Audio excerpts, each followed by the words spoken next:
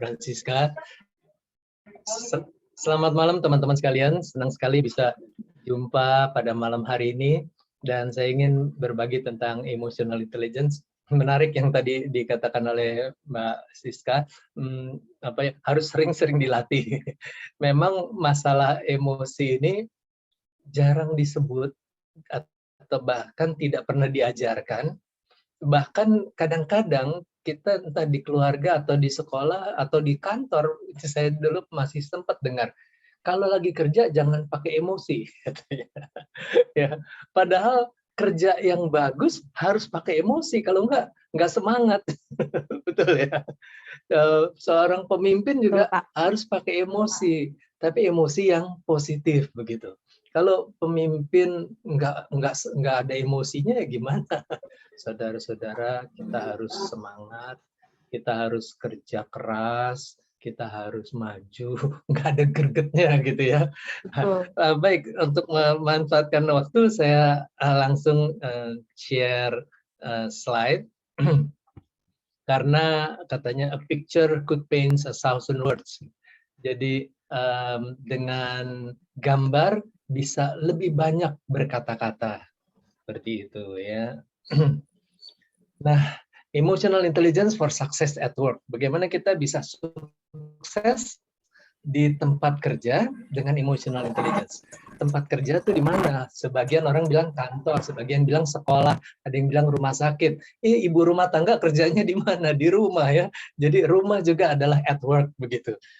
Dan ketika bapak-bapak sekarang work from home, maka home juga adalah tempat kita work, gitu, kita bekerja. Nama saya Hermanto Kosasi dan saya EQ trainer pertama di Indonesia.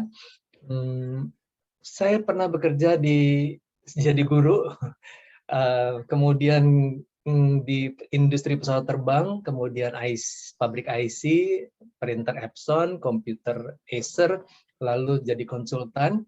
Karena udah mentok kemana lagi ya, saya belajar quality management, leadership, dan sebagainya. Lalu saya mendirikan sendiri Prime Consulting tahun 2000, dan sekarang saya pikir kita lebih bagus network kerjasama seperti yang sekarang terjadi ini. Terima kasih juga untuk Pak Haryo yang mengundang saya, juga untuk DMC dan Blair Management. Background saya dari teknik fisika ITB, kemudian ambil MBA, JIMS, lalu AUTS di Yokohama, Jepang, dan EQ saya belajarnya justru dari courses ya. Pertama-tama tahun 1996, itu saya ikut Managing Internationalization. Jadi waktu itu yang membawakan Patricia Patton, Dr. Patricia Patton. Pada tahun 96 mulai banyak perusahaan multinasional berbagai bangsa bikin satu perusahaan. Lalu banyak masalah karena beda bangsa, beda budaya. Lalu saya tertarik karena waktu itu di Indonesia juga sudah mulai terasa tuh. Ada beberapa perusahaan-perusahaan asing, gayanya beda, karyawannya, buruhnya suka mogok. Lalu saya ikut satu training di sana, atau ikut seminar ya. Nah, ini pengalaman yang menarik nih, emotional intelligence. Saya baca itu di Singapura, conference HR conference, di ruangan misalnya 1201 gitu. Kami udah kumpul di sana, loh kok ruangannya tertutup. Lalu makin banyak orang yang tunggu. Mereka juga pengen belajar tentang managing internationalization.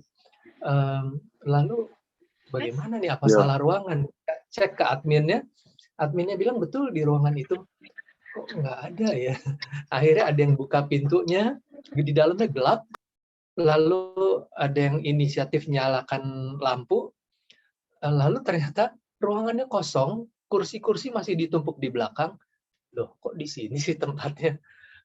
Sebagian ada yang pindah, udah deh kita ikut yang lain aja. Tapi ada juga yang ambil kursi, lalu ada yang membawakan lagi buat teman-temannya, buat yang perempuan ya dibawakan karena kursinya cukup berat.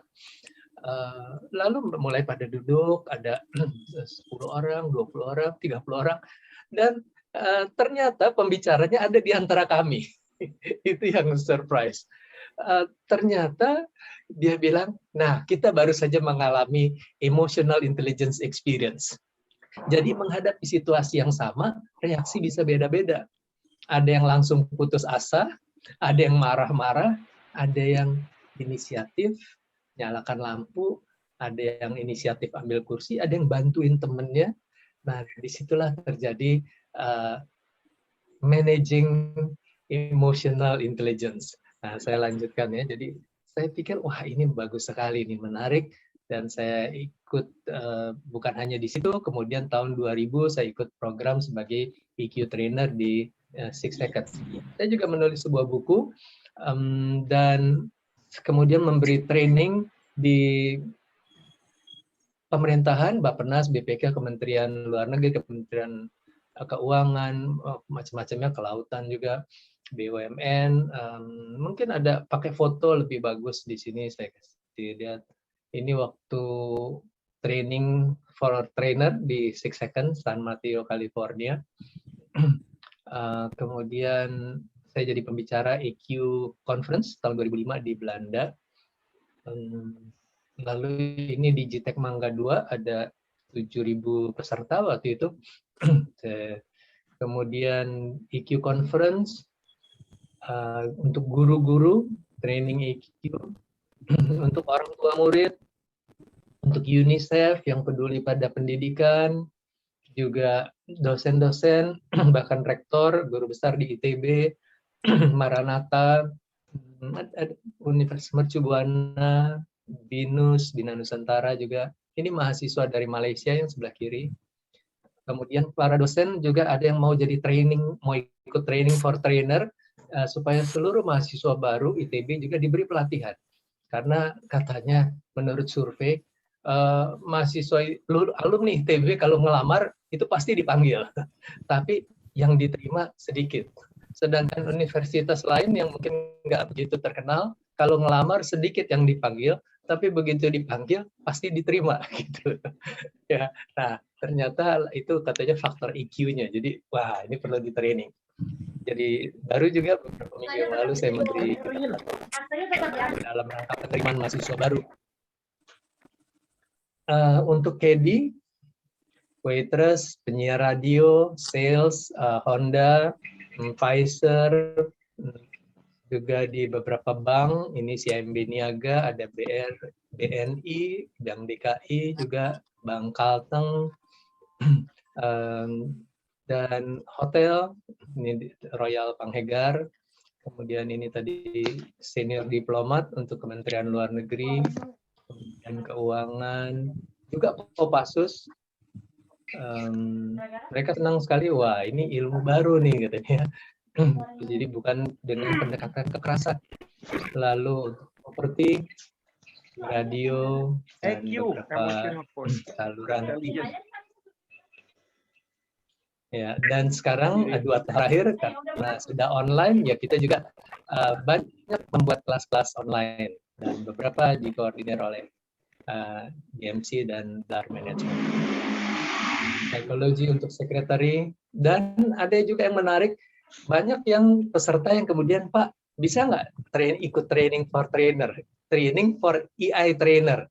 Boleh ya, dan saat ini sudah ada 3 batch, dibatasi tiap batch hanya sekitar 10 orang, dan ternyata sudah ada 3 batch, dan secara periodik kita mengadakan acara-acara bersama. Jadi kalau Anda tertarik, para trainer bisa juga ikut program nantinya. Juga untuk gereja, ya kadang-kadang kita masuk tempat ibadah, kalau kita pikir-pikir, kayaknya kalau datang ke supermarket lebih ramah ya disambutnya daripada tempat ibadah. Nah, jadi memang melayani itu gampang dikatakan, tapi lebih sulit untuk dilakukan, harus dilatih. Nah, saat ini kita kembali ke fokus emotional intelligence for success at work.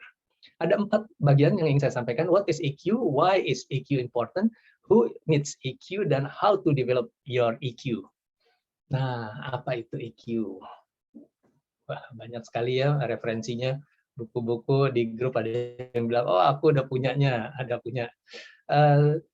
Dan yang menarik, saya waktu itu mengisi acara di K-Light Bandung, hostnya itu Pak Parlindungan Marpau. Nah, ini bukunya ya. Kemudian saya menulis buku ini karena dorongan dari Pak Parlindungan itu. Dia bilang, Pak Hermanto udah nulis buku belum? Saya bilang belum. Karena saya pikir kalau saya nulis buku, nanti training saya nggak laku. Lalu Pak Parlindungan bilang, tulis buku Pak. Karena kelihatannya yang Pak Hermanto sampaikan beda sama yang umumnya disampaikan. Jadi saya tulis buku ini dan sudah 12.000 eksemplar.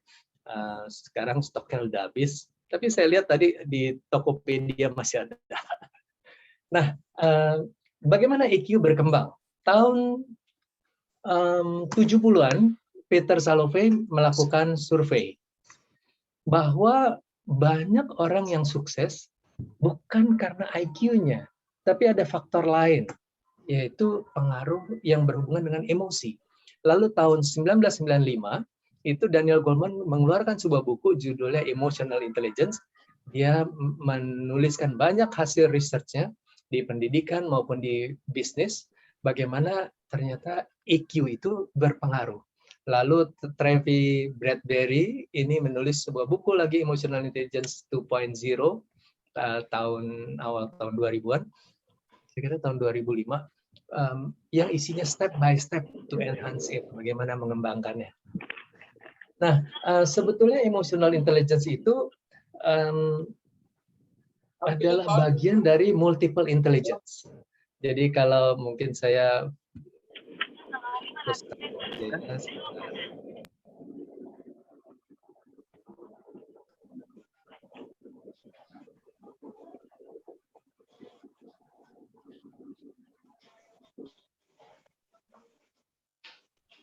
sorry.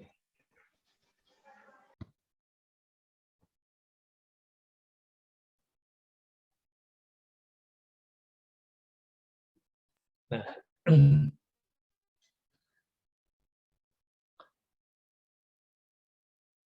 jadi kita di sekolah hanya belajar 2 dari multiple intelligence umumnya, yaitu mathematical dan linguistik. Matematik dan bahasa. Kalau kita bisa matematik, ujiannya juga begitu kan, ujian nasionalnya, matematik dan bahasa Indonesia, bahasa Inggris, itulah syarat lulus. Nggak pernah dipersoalkan interpersonalnya baik apa enggak. Nggak pernah dites untuk lulus harus bisa kinestetik lari 100 meter dalam sekian detik misalnya ya, atau harus bisa menyanyi sekian lagu nasional, itu musik, atau visual harus bisa membentuk patung, lukisan atau apa, atau melakukan penelitian tentang kesehatan diri misalnya, atau bisa menanam sesuatu. Itu hanya ekstrakurikuler aja, nggak menentukan syarat lulus. Kalau bisa matematik sama bahasa, lulus. Nah, ternyata di dalam pekerjaan justru banyak masalah yang berhubungan sama interpersonal, hubungan antara orang. Dan masalah itu terjadi karena intrapersonalnya sendiri, dia nggak peka tentang dirinya sendiri. Bahwa kadang-kadang dia emosional, kadang-kadang enggak, begitu ya. Nah, jadi EQ itu sebetulnya menggabungkan 2 hal ini, intrapersonal dan interpersonal, menjadi suatu paket emotional intelligence. Dan menariknya, ketika kita kembangkan skill ini, kita jadi peduli sama orang, lalu kita jadi menghargai, oh kamu suka olahraga ya, oh jalan kaki yuk bareng-bareng, yuk cycling, naik sepeda, yuk bareng-bareng. Jadi kita olahraga juga, ya bergaul juga. Oh, habis itu kita ke kafe, kita nyanyi-nyanyi, kemudian kita tukar-tukaran gambar di WA, ya. Mungkin juga, oh di rumah kamu ada apa tuh, wah tanaman. Akhirnya yang lain-lain juga jadi berkembang, multiple intelligence kita, membuat hidup jadi lebih hidup begitu. Nah, what is emotional intelligence? Emotional intelligence adalah ability to understand and manage your own emotion, memahami emosi Anda, lalu mengelolanya, dan those of the people around you. Jadi juga pahami emosi orang di sekitar Anda, dan bagaimana mengelola supaya hubungannya bisa jadi baik. Gitu. mengelola hubungan emosional kita juga dengan orang lain.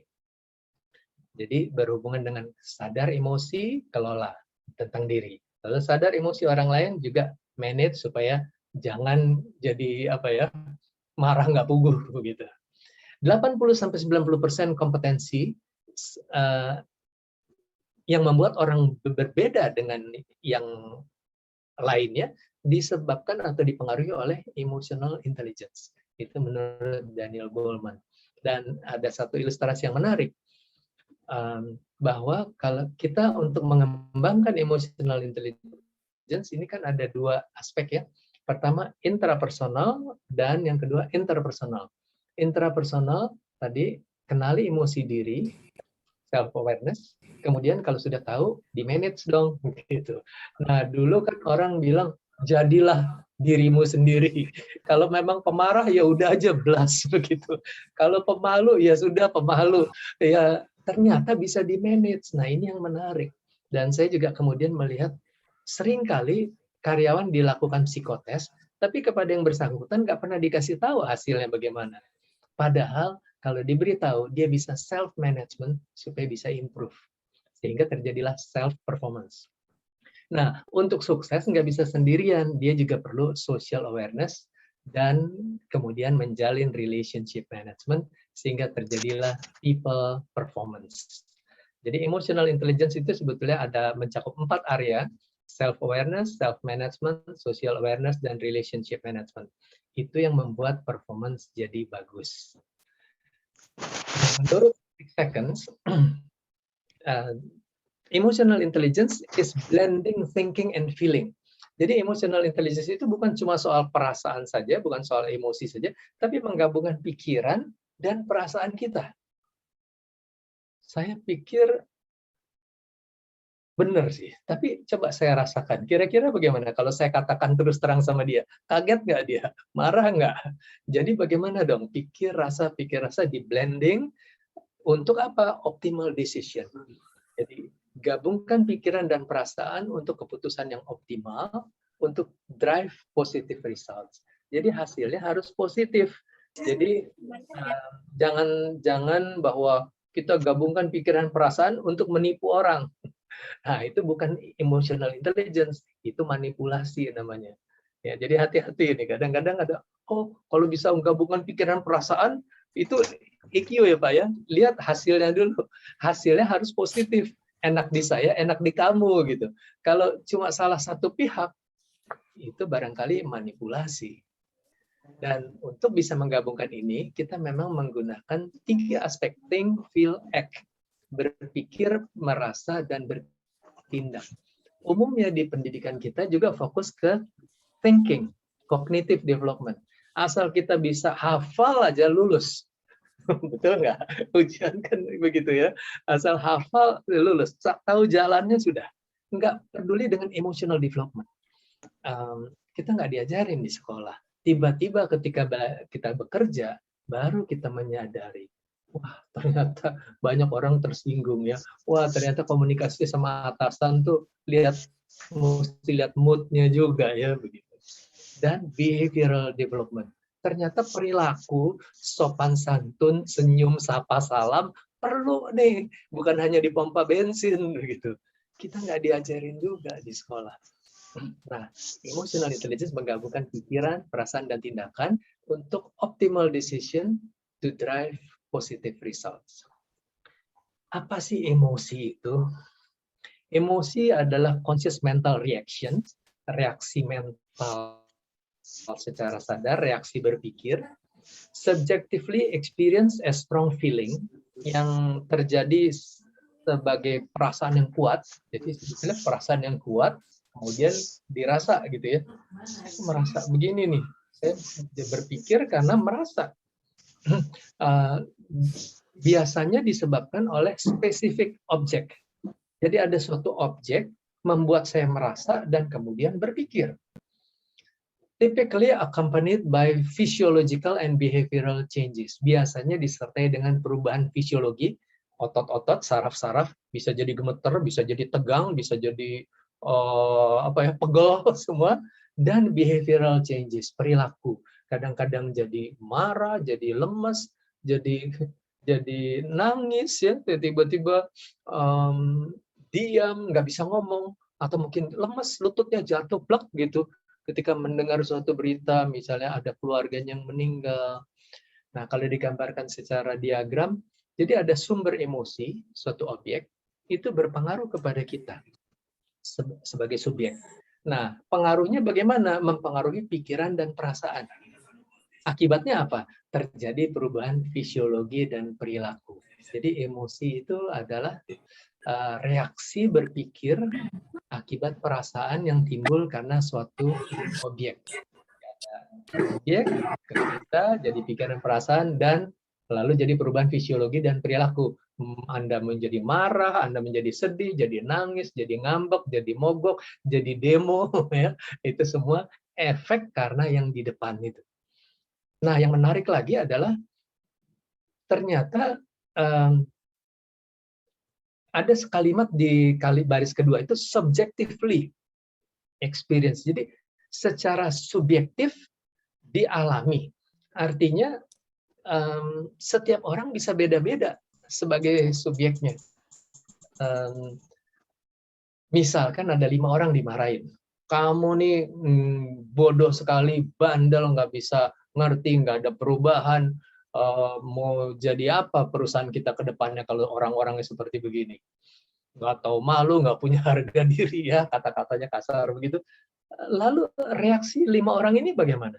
Bisa beda-beda, kan subjectively experience a strong feeling. Yang pertama mungkin perasaannya, aduh, saya tuh dari dulu selalu dimarahin, ya. Kecil dimarahin orang tua, sekolah dimarahin guru, kuliah dimarahin dosen, sekarang kerja dimarahin lagi sama bos.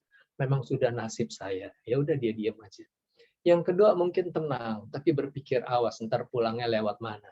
Sabotase gitu. Yang ketiga mungkin dia bersyukur. Aduh, terima kasih saya dimarahin. Saya jadi tahu kesalahan saya apa. Yang keempat mungkin dia diam saja, ya biasalah namanya bos begitu. Ntar juga dia diam sendiri. Gitu. Yang kelima barangkali reaksinya lain lagi. Makin pucat, pingsan. Nah, itu yang disebut subjectively. Jadi ketika belajar ini saya jadi menarik, ya.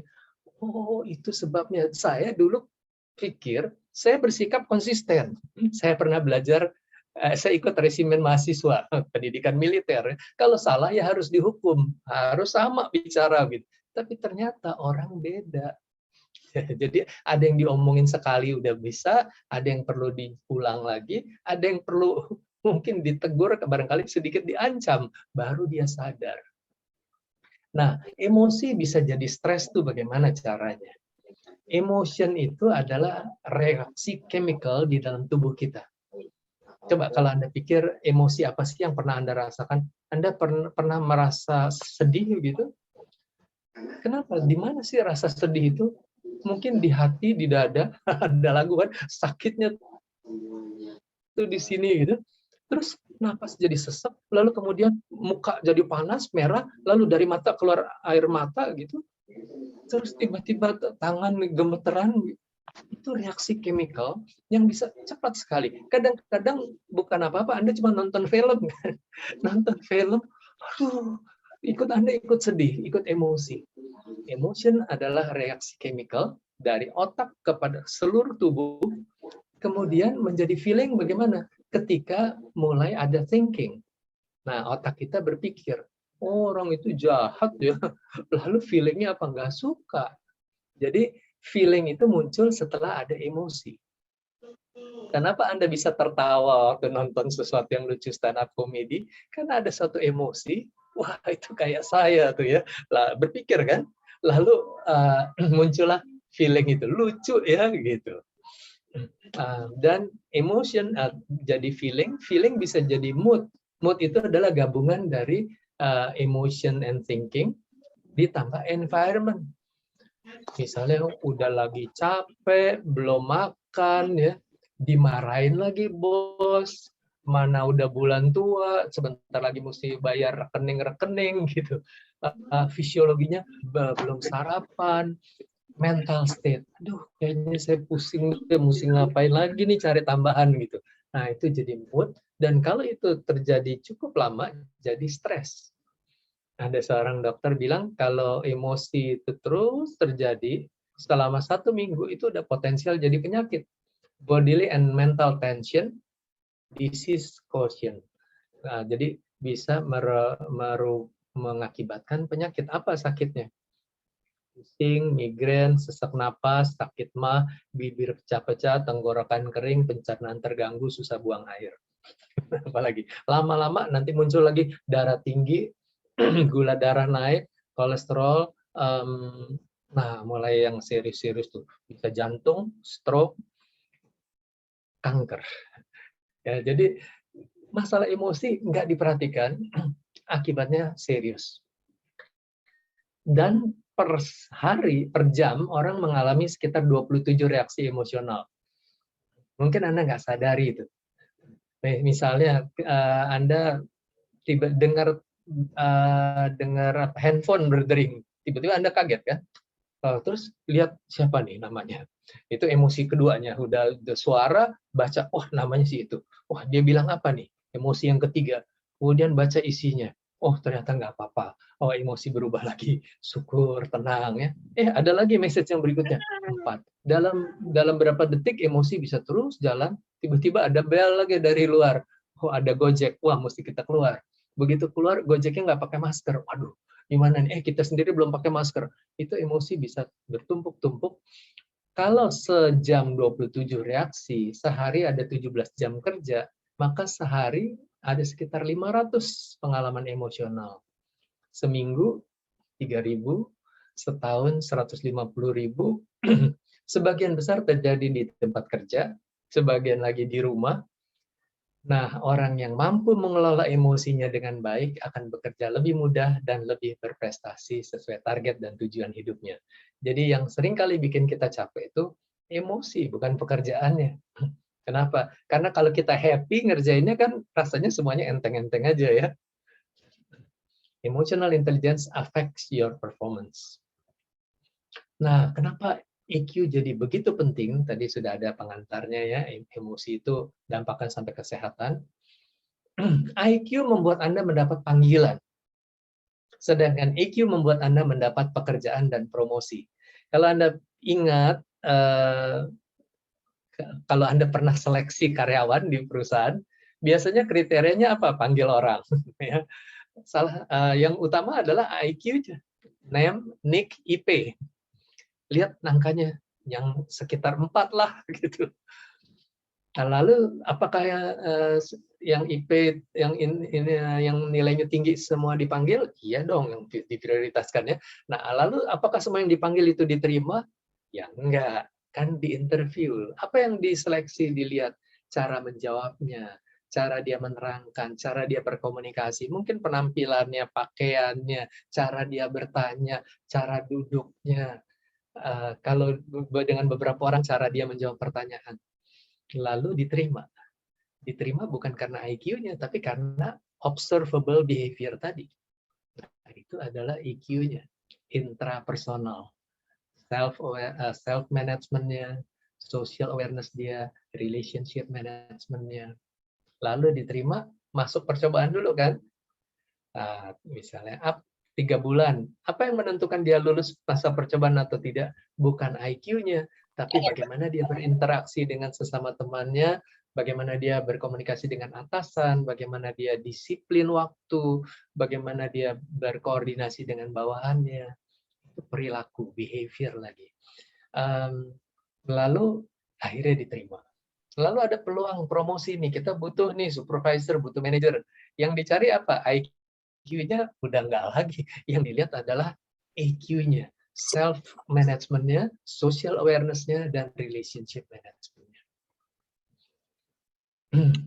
Jadi keberhasilan kemudian ditentukan oleh IQ cuma 20%, cuma entry level sebetulnya. Tapi EQ itulah yang membuat Anda bisa terus naik. Itu penelitian Daniel Goleman tahun 1995. Demikian juga untuk top performers. Jadi pintar saja nggak cukup, perlu bijaksana. Kalau pintar itu simbolnya otak, kalau bijak itu simbolnya hati. punya hati gitu ya, kepemimpinan dengan hati.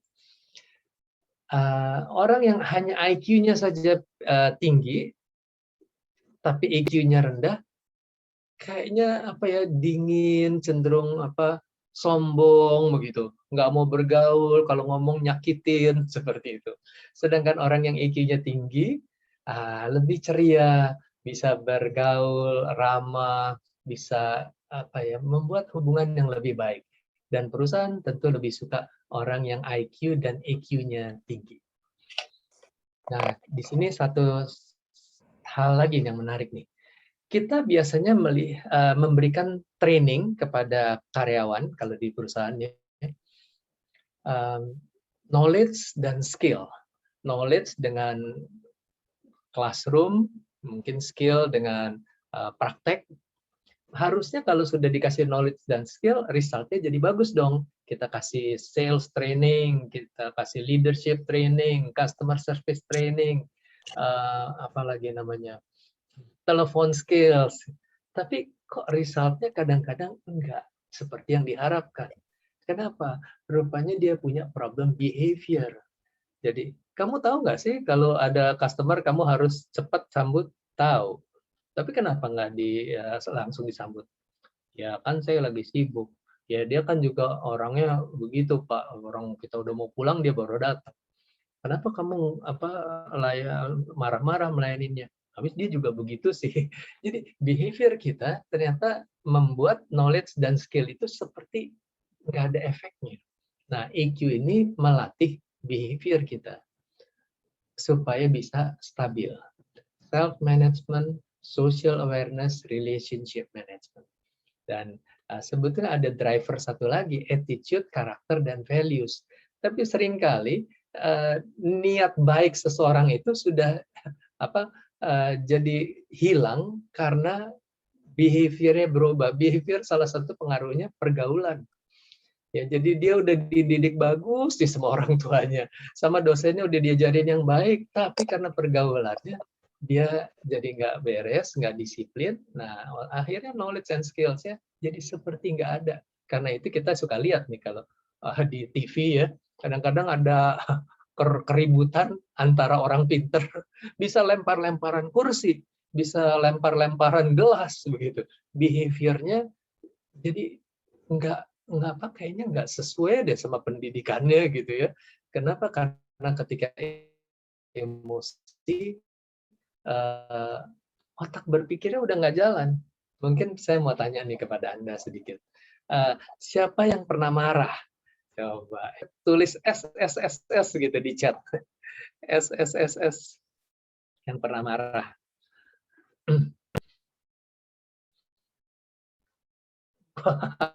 Ada S-nya banyak ya. Oke. Ya, pertanyaan saya yang berikutnya. Pernah nggak setelah marah, lalu Anda menyesal? Kalau Anda pernah, coba tulis P gitu. Pernah, gitu. P, P, P, P.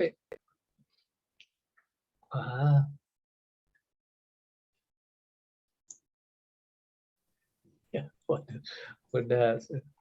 Nah, pertanyaan saya yang berikutnya, aneh nggak sih? Yang marah Anda, yang menyesal Anda. Seperti ada error ya, begitu. Yang marah Anda, habis itu menyesal. Nah, jawabannya menarik sekali. Ada di nama lembaga tempat saya ikut training sebagai EQ trainer. Namanya 6 seconds, 6 detik. Jadi katanya kalau di bawah 6 detik, otak berpikir belum sempat jalan. Jadi otak itu ada 3 level. Otak reptil, otak mamalia, otak berpikir. Otak reptil itu mengkoordinir semua fungsi otomatis, mata kedip setiap berapa detik, napas otomatis begitu ya. Nggak pernah ada orang tiba-tiba jatuh pingsan. Kenapa Mbak? Lupa napas Pak, habis dengerin Bapak gitu. Nggak pernah. Itu otomatis, otak reptil. Lalu ada otak emosional. Nah, otak emosional atau otak mamalia atau dibilang amigdala itu merespon situasi emosional yang marah dan sebagainya. Dan reaksinya ini cepat sekali, nggak sempat berpikir. Jadi langsung terjadi apa namanya itu shortcut. Jadi begitu marah, misalnya dipukul-pukul lagi, nggak sempat tanya Bapak ABRI apa bukan, TNI apa bukan gitu ya. Ketika ada orang yang nabrak mobilnya, dia langsung marah juga, nggak mikir lagi bahwa dia juga yang salah begitu. Nah, nanti setelah beberapa menit kemudian, baru sinyal itu dari saraf itu naik ke atas ke otak berpikir. Iya ya, kenapa tadi saya begitu ya? Kan sebetulnya saya salah. Nah, disitulah pentingnya self-management. Ketika ada self-awareness, wah saya lagi emosi nih. Kontrol diri Anda, self-management. Lalu social awareness, lihat situasinya. Kadang-kadang kita tuh suka habis, dia mulai dulu sih lu jual gua beli ya. Nah, di dalam buku saya ini tentang emotional intelligence, di halaman pertamanya saya tulis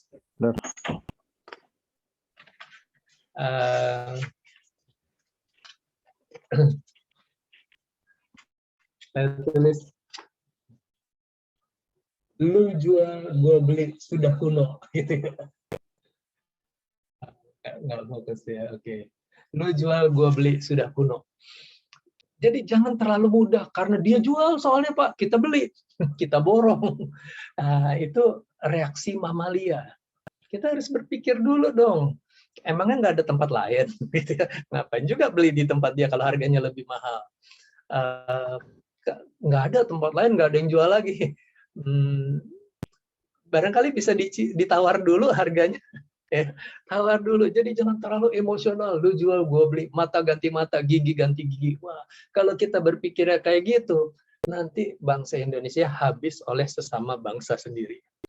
Kadang-kadang kita sering kali melihat kan tawuran di Jakarta juga ada tuh, di antara ada jalan raya, ini ada jalan kecil, di sini ada jalan kecil lagi. Ini penduduk di sini sama penduduk di sini sering nih ada tawuran gitu.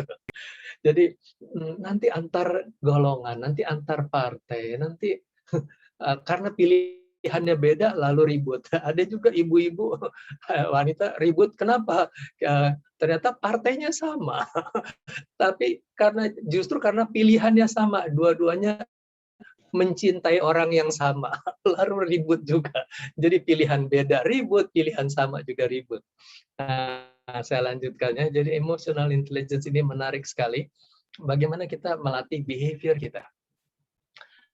Oke. Nah, emosi ini sangat penting. Kenapa? Karena akan berpengaruh pada suasana kerja. Orang yang emosinya positif, dia bisa fokus seperti yang sebelah kiri ini, kerja membangun. Teman-temannya nggak semangat, nggak apa-apa. Saya tetap lakukan tugas saya. Kan saya dibayar, saya kan digaji. Terus kerjakan ibadah. Wah, keren ya. Kalau yang tengah-tengah, ya lihat-lihatlah. Kalau ada bos ya kita kerja. Kalau gaji dinaikin ya kita semangat. Tapi ntar udah berapa bulan loyo lagi. Ada lagi yang emosinya negatif. Emang selalu cari ribut gitu. Ya, jadi, nah ini emosi ini penting, dan ini nggak ada hubungannya sama soal IQ. Emotional intelligence in the workplace, top performers 127% more productive. Kenapa? 2/3-nya karena emotional intelligence. Karena emotional intelligence. Beberapa memang top performers karena memang ilmunya. Tapi karena tidak ada gantinya, ya sudah, ya dia bisa sukses. Seperti kadang-kadang ada toko yang judes benar pelayanannya, tapi karena produknya ya cuma ada di situ, ya udah orang ngalah gitu. Tapi ketika ada pilihan, orang akan pilih yang IQ-nya tinggi. Juga pemimpin. Emotional intelligence is the strongest predictor of workplace performance. Ini menurut senior training spesialis dari Starbucks. EQ skill bisa dikembangkan. EQ training is a must do. Nah, kalau Anda punya perusahaan, coba cek, sudah bikin jadwal training EQ belum? Kalau belum, cepat daftar ke Pak Haryo. More than 75% of the Fortune 500 companies and over 2 million working professionals rely on our EQ products and services. Ini dari Google Institute. Jadi Google tuh sudah menerapkan EQ training, dan dia bikin institut untuk memberi training lagi kepada perusahaan-perusahaan. Sales rep dari L'Oreal, dari store manager, konsultan asuransi, semuanya menunjukkan bahwa ketika menggunakan EQ, sales-nya lebih bagus. Kok bisa? Relationship-nya naik. Orang beli itu kan karena relationship. Ya, Anda kalau belanja, kenapa sih mesti ke toko itu, gitu, ke toko langganan? Karena Anda punya hubungan baik kan sama dia. Nah, itu yang menarik. Jadi itu membuat EQ jadi penting sekali. Dan ada sisi lain lagi. Kalau emosi ini nggak diperhatikan, bisa membunuh. Deadly emotion, ada bahasa Indonesianya ya. Apa yang mungkin Anda tidak tahu bisa membunuh Anda. Apa itu? Makanan tadi bisa membunuh. Kenapa sih udah tahu kolesterol kok dimakan juga, habis enak sih. Nggak bisa self-management. Terus kenapa sih kamu marah terus, darah tinggi? Habis orang itu bandel. Nah, jadi kita pikir dengan kita marah kita bisa mengubah orang, padahal kita juga mengorbankan diri kita sendiri. Nah, ini satu scanning tentang energi di dalam tubuh kita. Ketika marah itu dari dada sampai kepala sampai ke tangan tuh panas. Ya, jadi hati-hati, itu serangan penyakitnya bisa ke situ tuh. Tiba-tiba lumpuh sebelah, pegel leher, pegel-pegel dan sebagainya. Kalau sad itu energinya redup gitu. Ada sedikit di dada, kadang-kadang sesak napas. Tapi kalau lagi gembira gitu ya, happy, wah itu mungkin di love gitu. Itu sampai ke hampir ke kaki itu bisa siap lompat. Oh, happiness itu sampai ke kaki yang di tengah tuh ya. Sama itu sebabnya ketika orang gembira dia bisa tepuk tangan, lompat-lompat. Seluruh badannya sehat. Hati yang gembira adalah obat. Anda pernah dengar kata-kata itu ya? Kenapa? Ya ini hasil sainsnya. Jadi hati yang gembira adalah obat. Mungkin Anda kenal di kitab suci atau di kata-kata bijak yang lainnya. Tapi sains saya bilang memang energinya itu merata. Semua saluran saraf kita tertrigger, aliran darah lancar. Oke. Nah, kalau kita mengalami stres di bagian-bagian tertentu dalam tubuh kita, maka mulailah terasa di sebelah kanan nih pegel-pegel, sakit pinggang, pusing, ya, otot kaku, pencernaan terganggu, nggak bisa tidur, kulit gatal-gatal, itu tuh alergi, eksem itu juga gejala stres, biasanya sinkron tuh. Kalau merah-merah di kanan, di kirinya juga merah-merah. Itu gejala psikologis. Nah, emosi jadi merusak tubuh. Kalau sering marah, levernya kena. Kalau sedih berkepanjangan, nggak bisa move on, hati-hati ini, paru-paru Anda terserang. Khawatir terus, pencernaan terganggu. Stres terus, hati dan otak nggak kuat.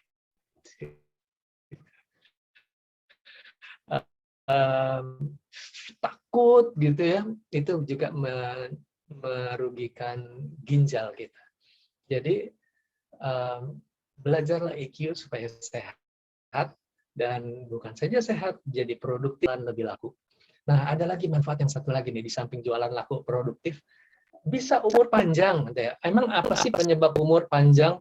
Ya, kontrol dong berat badan, darah tinggi, minum sering olahraga pagi, udara segar. Tapi itu bukan yang utama. Ada yang lebih berpengaruh lagi, pakai vaksin. Nah, sekarang ada kan pandemi vaksin. Mungkin kalau jantungnya kurang kuat ya bypass lah, olahraga. Tapi masih bukan yang utama. Apa dong yang lebih pengaruh? Hati-hati, jangan merokok, jangan minum minuman beralkohol. Itu sangat besar pengaruhnya kepada Anda dan orang-orang di sekitar Anda ya.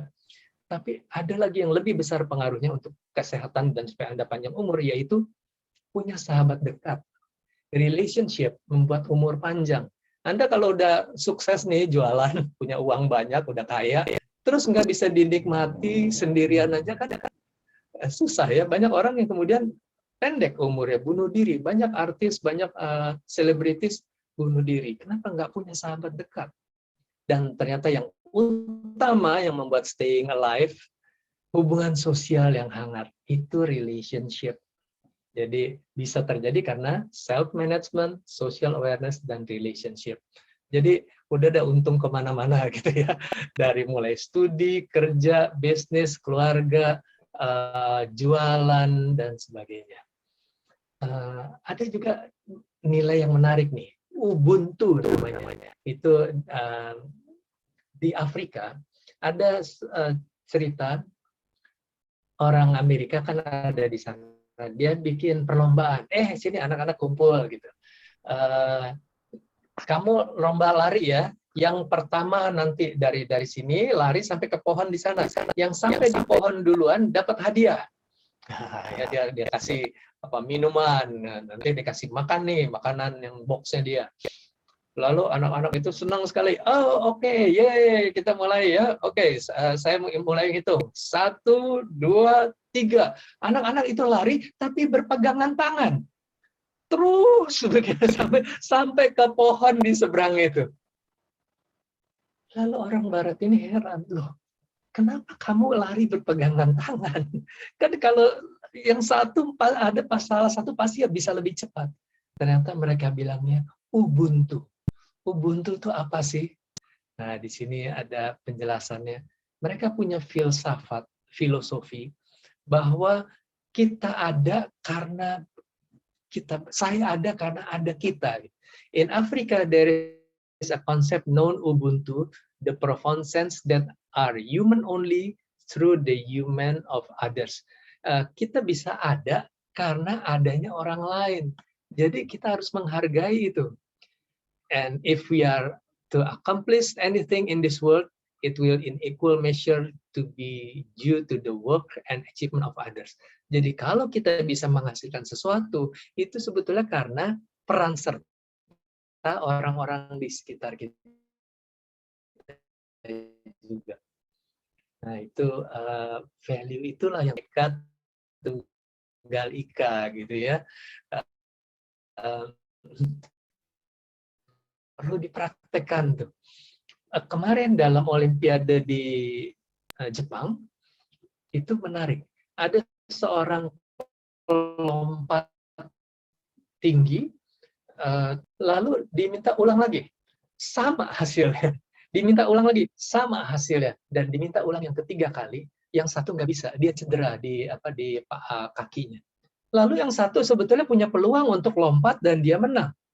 Tapi dia nggak mau, dia datangin ke jurinya, ke wasitnya, dia bilang,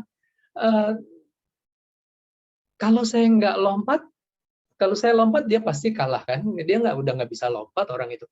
Tapi kalau saya nggak lompat, bisa nggak kita bersama-sama jadi pemenang ya? Karena kan sudah 3 kali nih kita mendapat nilai yang sama.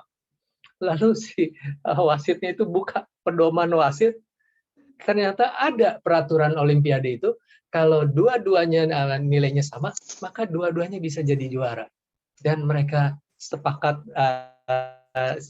untuk memilih yang sebetulnya lebih sehat badannya, bilang, oke, kalau gitu saya nggak mau lompat, biar kita berdua dapat medali. Dan Anda lihat nanti videonya di YouTube banyak sekali, yang kakinya sakit itu dia lompat, dia peluk temannya itu, dua-duanya dapat medali. Nah itu emotional intelligence. Jadi kadang-kadang kita hidup dalam dunia yang melatih individualis, lupa perlunya teamwork. Kadang-kadang kita mendidik anak-anak dari permainan yang juga mengajarkan sarkasme, kekasaran. Apa misalnya? Itu yang sambil nyanyi kelilingin kursi ya. 10 anak 10 kursi. Lalu sambil muter nyanyi kursinya dikurangin 1. Lalu yang 10 itu harus duduk kan? Pasti salah satu ada yang nggak kebagian kursi. Dan kenapa dia nggak kebagian? Karena didorong oleh teman-temannya. Mungkin dia harus jatuh, dikurangin lagi kursi. Kita diajar untuk bisa dapat kursi, win-win solution gitu. Itu sesuatu yang menarik. Saya training quality management juga di Jepang. Saya lihat pabrik printer Epson. Saya pertama di training di Epson. 5 tahun kemudian saya belajar quality management di AOTS, dan saya berkunjung ke pabrik kompetitornya Epson. Ternyata di pabrik itu dibuat juga Hitachi, Panasonic, Toshiba, Sony, apalagi yang lain printer. Loh, kok bisa begitu? Dan ternyata mereka juga pakai head printernya Epson. Head printer Epson tuh terkenal kuat, yang kalau Anda lihat di kasir-kasir tuh krik krik krik gitu ya. Itu tahan lama. kok dijual kok ke Panasonic, Panasonic bisa pakai. Lalu akhir minggu saya ketemu engineer Epson, saya bilang, saya ke pabrik printer sana, ternyata mereka pakai head-nya dari Epson. Dia bilang, yes, I know. Kok dia kan nggak kaget sih ya, nggak bilang, wah dia tuh curang tuh. Terus saya bilang, kamu apa nggak punya kompetisi dengan mereka? Dia senyum sama saya. Yes, I know how you think. Saya tahu cara berpikir kamu. Kita punya that kind of competition, tapi bukan dengan cara yang yang seperti itu, dia bilang. Biasa kita kan kill or to be killed. Tapi mereka bisa saling bantu. Kita jual head printer ke sana, kita bisa dapat under income, tapi panel elektroniknya Panasonic juga bagus, jadi Epson beli. Sehingga dua-dua produk jadi bagus, unggul. Nah, itu mungkin salah satu Ubuntu yang saya lihat ada di Jepang. Oke, kita lanjutkan lagi. Kita punya waktu sedikit lagi. Nah, ini Mas Nadiem Makarim, dia bilang mematahkan mitos NEM, IPK, dan ranking. Dia sekolah berapa lama dia? Dari 22 tahun saya kira dia sekolah, kemudian dia bekerja 15 tahun sebagai dosen pengajar di Amerika, di Australia, di Korea, termasuk di Indonesia, dan dia melihat bahwa ternyata NEM itu nggak terlalu berpengaruh. Dan ternyata didukung oleh penelitian Thomas J. Stanley. Nilai terbaik itu NEM, IPK, dan ranking hanyalah faktor sukses ke-30. Jadi nggak terlalu penting. Faktor IQ, nilai ranking ke-21. Sekolah terkenal, ranking ke-23. Berpengaruh, tapi ke-20-an. Jadi yang 1 sampai 10 apa dong? Nah, dia bilang, jadi saya ingin mengatakan secara sederhana, anak Anda kalau nilai raportnya rendah nggak masalah. NEM anak Anda tidak begitu besar, paling banter nggak bisa masuk sekolah favorit. Tapi untuk sukses, ada faktor yang lain. Saya akan kasih lihat setelah ini ya. Faktor apa saja itu? Pertama, kejujuran. Kalau Anda cari karyawan, Anda cari yang jujur kan? Pinternya sama, Anda pilih yang jujur. Kurang pinter sedikit, tapi dia dia jujur. Barangkali saya menduga Anda masih pilih yang kurang pinter dah. Daripada pinter tapi nipu, lalu korupsi. Disiplin keras, konsisten, mudah bergaul. Nah, kita perlu nih relationship management lagi, dukungan pendamping. Bagaimana dia bisa dapat dukungan pendamping dari istri, suami, keluarga, atau partner kerjanya? Karena punya relationship yang baik. Dia bisa kerja keras dan cinta pada yang dikerjakannya. Dia punya self-management, juga dia tahu bakatnya. Kepemimpinan, itu sangat dibutuhkan, karena dia bisa memimpin timnya. Kepribadian yang kompetitif, yang selalu mau improve, nggak hanya modal ijazah saja, ijazah penting, tapi habis itu terus harus continuous improvement dan kemampuan menjual ide. Nah, ini bagaimana bisa meyakinkan orang tentang kemampuan dirinya, tentang produk yang dia jual. Ini 10 hal yang terutama. Dalam kurikulum, hal ini nggak ada. Umumnya adanya di ekskul, ekstrakurikuler. Ya, biasanya ada di pramuka, pencinta alam. Saya juga dapatnya ketika ikut resimen mahasiswa, menwa. Belajar survival, belajar ketemu ke kampung-kampung. Oh, saya bersosialisasi dengan rakyat di situ. Jadi, bukan Indonesia nggak perlu orang pintar, tapi bangsa Indonesia membutuhkan orang pintar yang punya karakter, beradab, sopan santun, dan berakhlak mulia. Nah, ini ada satu contoh ya. Kejadian di Afrika, ini fotografernya terkenal sekali, dia dapat penghargaan. Anak ini kelaparan, udah nggak kuat berdiri, dan di belakangnya ada sebuah burung pemakan bangkai udah nungguin. Menegangkan sekali. Lalu dia dapat hadiah karena bisa membuat momen ini. Kemudian ketika dilakukan konferensi pers, ada peserta yang nanya, Pak, bagaimana dengan anak itu akhirnya? Dia kaget, si fotografer ini. Saya nggak tahu. Mungkin mati di kelaparan atau dimakan burung itu. Kenapa Anda nggak berusaha menolong dia? Iya ya.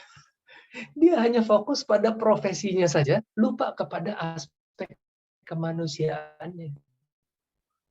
Social awareness, relationship management. Akhirnya dia bunuh diri. Nah, ini sekarang zaman now. Anak ini kelihatannya lagi belajar from home nih ya. Kelihatannya santai atau tegang nih. Ya, kalau lihat matanya tuh, waduh, kayaknya wajahnya juga tegang. Yang bikin dia tegang apa sih? Mungkin harus lihat gurunya di layar, tapi di sebelahnya ada yang membuat dia lebih tegang. Si ibu pegang sendal. Kalau dia telat menjawab guru, langsung dikaplok, pak, gitu ya. Wah, stresnya tinggi. Anak-anak stresnya tinggi, orang tua juga stresnya tinggi. Kita butuh self-management, relationship management. Ini ada video menarik juga. Saya putar sedikit.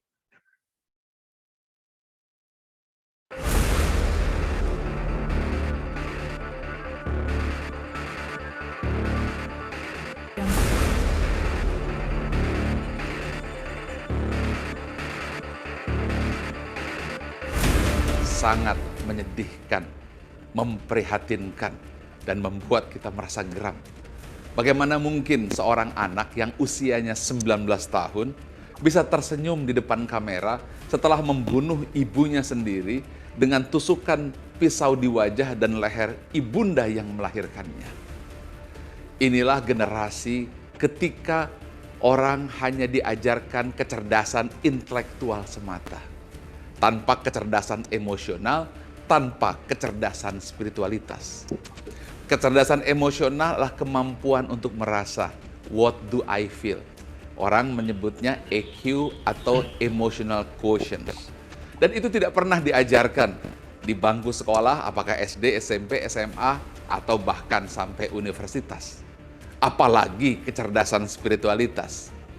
Kecerdasan spiritualitas atau SQ atau spiritual quotient atau spiritual intelligence itulah kemampuan untuk mendengar hati nurani dan faham siapa jati diri dan suara hati fitrah yang terdalam atau who am I. Kita terbiasa mengabaikan emosi, terbiasa mengabaikan hati nurani sambil berkata bahwa emosi dan hati tidak berpikir tapi ini yang berpikir, dan inilah yang terjadi. Seorang anak membunuh ibunya 151 kali tusukan dan tersenyum di depan kamera. Mudah-mudahan ini pelajaran untuk kita semuanya. Bukan hanya di Indonesia, tetapi juga di Malaysia dan di seluruh dunia. Bahwa tidak cukup mengajarkan anak-anak kita, generasi kita, hanya IQ atau kecerdasan intelektual atau nilai akademik. Yang itu sudah jelas hanya berperan 10 hingga 20% saja keberhasilan. Tanpa adanya kecerdasan emosional, kemampuan merasa, tanpa adanya kecerdasan spiritual, kemampuan untuk mendengar nurani yang terdalam. Mudah-mudahan ini menjadi pelajaran besar agar kita mengajari anak-anak kita IQ, tapi EQ dan SQ. Nah, jadi siapa saja yang butuh EQ ini? Manajer dan leader perlu memahami situasi emosional, dan sales, customer service team, setiap karyawan yang membutuhkan dukungan kerjasama dari orang lain perlu. Karena kadang-kadang orang nggak mau bantu kita karena sikap kita juga. Problemnya ada di kita. Sementara kita melihat orang itu nggak mau bantu saya, orang itu nggak mau bantu saya. Seringkali kita kuman di seberang lautan tampak, gajah di pelupuk mata nggak tampak gitu ya. Untuk tenaga medis, pemberi layanan jasa yang kadang-kadang menghadapi orang-orang yang sedang emosional. Guru, dosen, setiap orang yang membutuhkan bantuan orang lain. Termasuk di keluarga, lingkungan masyarakat, termasuk hidup berbangsa dan bernegara. Kalau standar service biasanya kan, oh ya maaf Pak, maaf untuk ketidaknyamanan, oh ya memang belum bisa, atau oh ya Bapak nggak tahu ya, pokoknya salahin orang aja, orang lain. Atau mungkin salahin teman, oh teman saya nggak ngasih tahu ya Pak, ya mohon maaf Pak, memang prosedurnya begini. Dia bertahan terus di belakang benteng. Tapi dalam rangka service excellence, take personal responsibility, berusaha mencari solusi, membantu, itu relationship management. Dalam kepemimpinan John Maxwell, dia juga bikin 5 tahap. Pemimpin itu level 1 adalah pemimpin yang karena diangkat karena SK, surat keterangan, surat pengangkatan. Tapi dia bisa naik jadi pemimpin level 2 kalau dia punya hubungan baik. Kalau dia nggak punya hubungan baik, sebentar mental dia. Relationship penting. Nah, kalau dia punya relationship baik, maka dia bisa membuat grupnya menjadi produktif, timnya jadi produktif. Maka dia jadi pemimpin level 3, pemimpin yang produktif. Lalu kalau dia punya tim yang produktif, maka dia mudah melihat siapa yang bisa dipromosikan untuk jadi pemimpin baru. Maka dia bisa jadi pemimpin level 4 yang menciptakan pemimpin baru. Dia sendiri kemana? Dia ditempatkan di posisi baru, di tempat lain, di perusahaan lain, di negara lain, dan dia sukses lagi, maka dia jadi pemimpin level 5, teruji di mana-mana. Tapi titik kritisnya di mana? Di level 2. Punya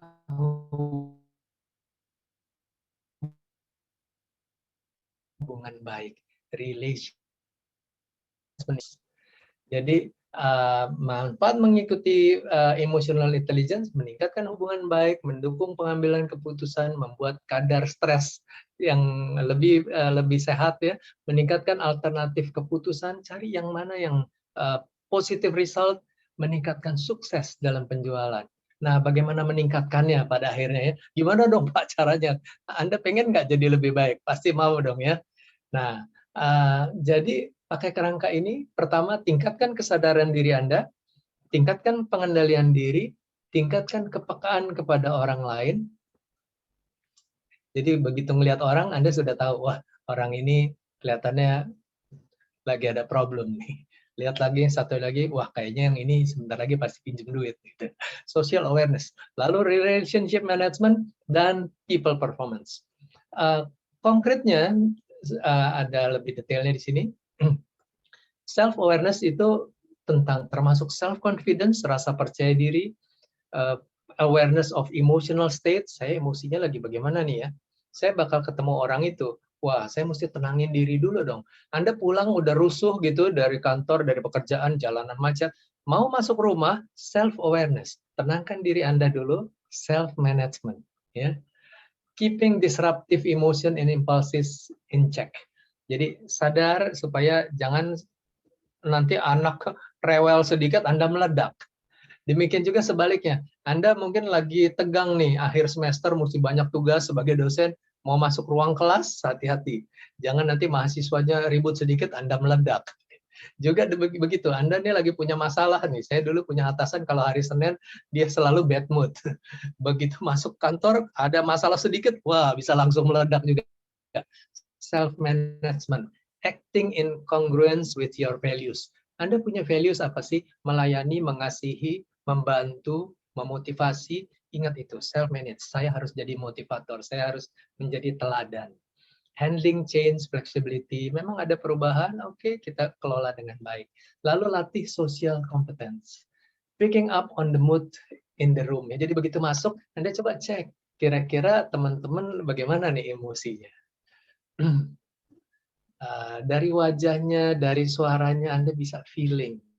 Caring what others are going through. Coba pedulikan, mereka bagaimana sih pekerjaannya.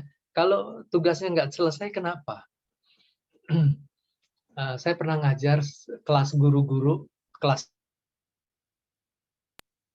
akselerasi. Tiba-tiba ada guru yang saya lihat nih guru ya. Terus saya tengok lagi, dia lagi makan. Saya pikir, waduh, udah malas makan lagi ya. Ketika ada tugas, saya datang sebelahnya. Saya bilang, Bu, kelihatannya capek. Iya Pak, tadi malam saya nggak bisa tidur. Anak saya panas tinggi, nangis terus. Tapi tadi pagi saya udah bawa ke dokter, panasnya udah turunan Pak. Saya kaget.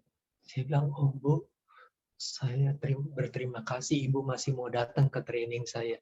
Itu training hari kedua.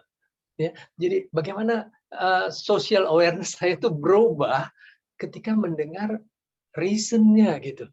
Lalu saya bilang di depan kelas, kalau murid-murid boleh nggak makan di kelas? Itu guru-guru bilang, nggak boleh. Kalau guru boleh makan nggak? Mereka diem. Saya bilang, tadi saya lihat ada guru yang makan. Mereka kaget. Lalu saya ceritain cerita itu.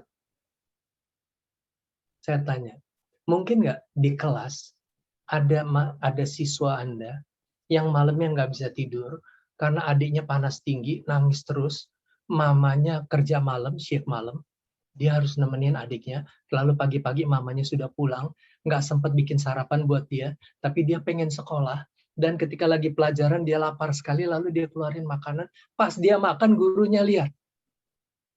Peraturan sekolah bilang harus keluar. Nah itu kalau nggak pakai hati. Ya, jadi EQ perlu diajarkan. Barangkali itu menjadi pembelajaran buat teman-teman lain juga. Jangan asal sikat rata gitu ya. Kadang-kadang ada orang baik yang kita bunuh. Nah, kalau kita punya social awareness, maka tinggal relationship management. Bagaimana bisa bergaul dengan semua orang, ada konflik kita tangani dengan baik. Itulah yang dilakukan di Google juga, Leadership Institute, menarik sekali. Emotional intelligence plus neuroscience, pengetahuan tentang otak dan saraf, tadi neurochemical, dan mindfulness, kemampuan untuk fokus. Itu wajib diajarkan kepada seluruh karyawan di Google. Mindfulness, lalu berikutnya step emotional intelligence. Self-awareness, self-management, motivation bagian dari self-management, lalu empathy, social awareness. Nah, setelah itu baru Anda layak untuk dapat training leadership. Jadi leader itu nggak bisa jadi leader kalau belum basic EQ, gitu ya. Karena itu saya juga memberikan training emotional intelligence for leader, harus lewatin yang practitioner dulu. Nah, contoh pelatihannya bagaimana? Ya, metodenya terutama ada ABC, apa tuh afeksi, behavior, dan kognitif. Biasanya kan kognitif saja ya. Apa itu emotional intelligence, mengapa penting, bagaimana caranya, cuma di kepala asal dia hafal lulus. Tapi ini enggak, harus ada behaviornya, ada latihannya. Kemudian ada afeksinya. Bagaimana Anda merasa lebih nyaman, lebih senang dengan cara ini? Kalau mereka bilang, iya Pak, saya senang, plong rasanya. Nah, itu sudah kena afeksinya. Ada banyak pengalamannya, tapi saya harus batasi. Lalu metode kedua, VAK, Visual Auditory Kinesthetic. Ada yang dilihat, biasanya lebih ingat. Ada yang didengar, kadang-kadang ngomongnya bagaimana Pak? Latih dia secara audio, secara verbal. Kemudian kinestetiknya juga, gerakan tubuhnya diajar. Senyum, berjalan, berdiri, duduk, jabat tangan. Lalu interaktif dan free to choose. Nah, ini menarik.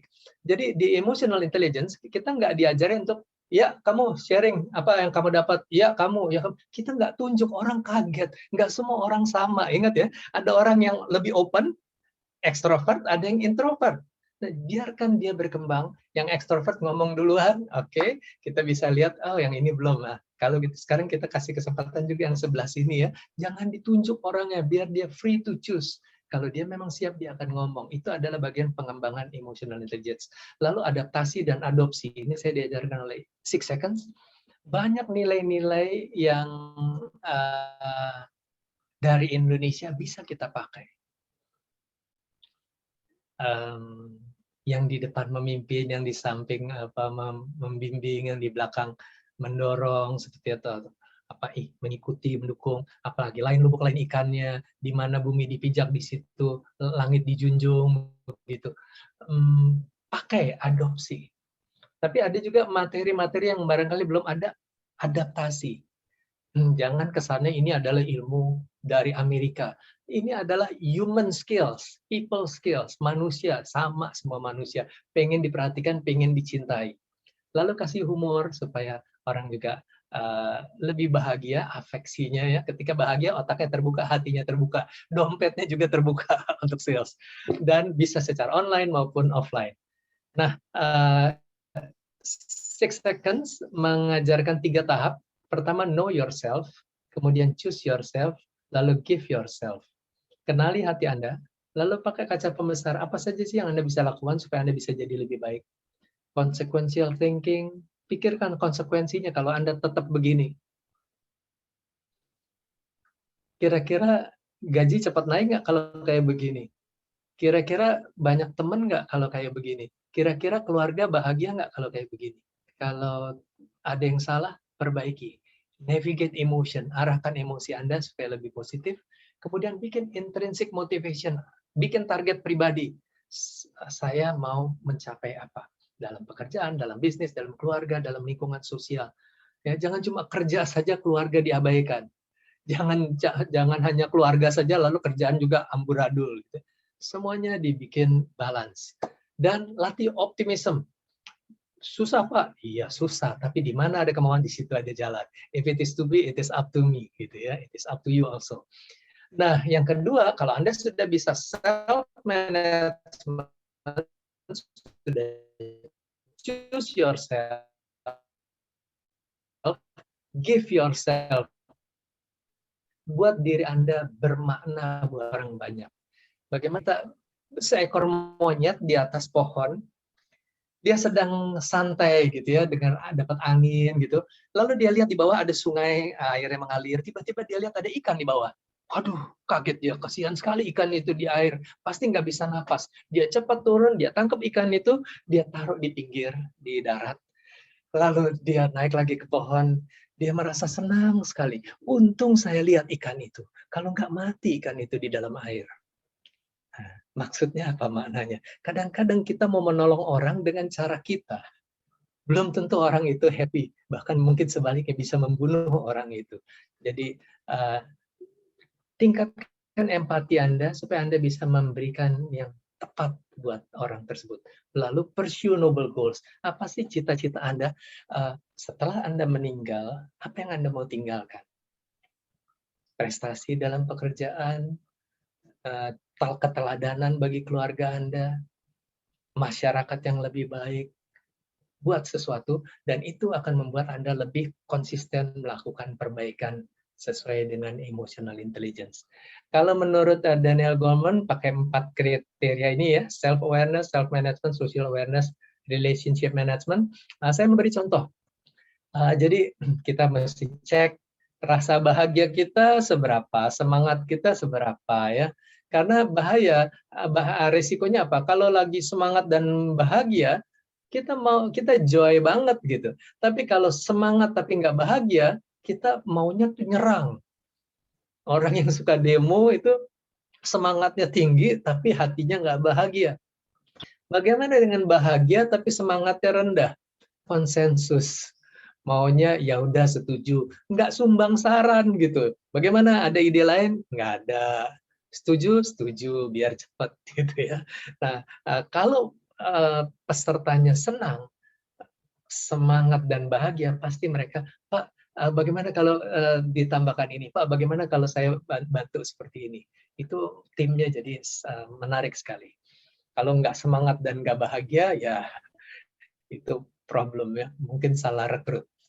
Jadi mungkin kesimpulan saja self awareness itu juga ada alat tesnya, EQ assessment, dan hasil assessment ini seringkali menunjukkan bahwa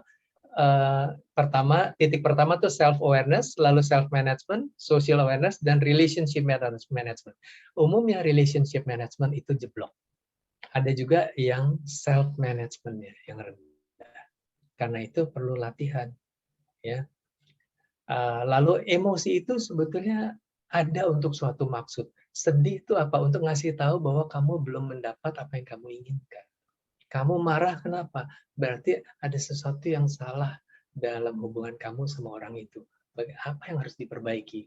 Dia memberi input, tapi jarang kita berpikir tentang introspeksi tentang emosi ya. Nanti dalam self awareness itu didalami. Self management berpikir alternatif. Memangnya kalau ngadepin ini bagaimana caranya ya? Jangan lu jual gua beli, mungkin bisa ditawar dulu. Arahkan emosi secara positif, bangun motivasi intrinsik dan berlatih optimis. Orang besar bicara tentang ide, orang biasa bicara tentang kejadian. Tahu nggak kemarin ada PON loh, kita tahu nggak ada Olimpiade. Orang kecil ngomongin orang. Si Anu tuh begini, si ini tuh lagi baper, dia lagi bad mood. Dari cara bicaranya kita bisa tahu tergolong orang besar, orang biasa, atau orang kecil. Orang besar selalu berpikir solusi, ide-ide untuk mengatasi masalah. Nah, kadang-kadang ketika kita kesal dengan seseorang, rasanya pengen saya tendang aja gitu ya. Tapi jangan lupa, coba 6 seconds, pikir, rasa, pikir, rasa. Kalau saya dorong orang ini, kira-kira saya jatuh juga enggak? Kadang-kadang karena emosi, biarin mati sama-sama. Dulu saya punya prinsip begitu ya, mati pun nggak apa-apa demi kebenaran gitu. Kemudian setelah belajar EQ, saya pikir salah nih, ya hidup saya masih lebih berarti. Jangan buang sia-sia dengan hal yang remeh begitu. Ada satu video lagi nih, satu menarik. Bagaimana menguji emosi. Itu orang ngapain di mobil?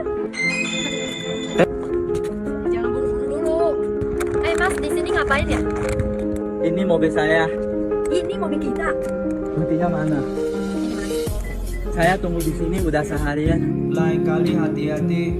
Jendelanya nggak tutup. Ada tas di dalam. Oh iya, makasih Mas, ya makasih ya. Lain kali hati-hati. Kita cek dulu uang kita. Ada uang nggak? Orang baik tetap ada. Bos, boleh pinjamin duit nggak? Itu kan? Mana ada orang baik? Ini berapa? Saya mau pinjam 5.000. Uang saya nggak bawa. HP saya udah nggak ada baterai. Nggak ada uang naik angkot.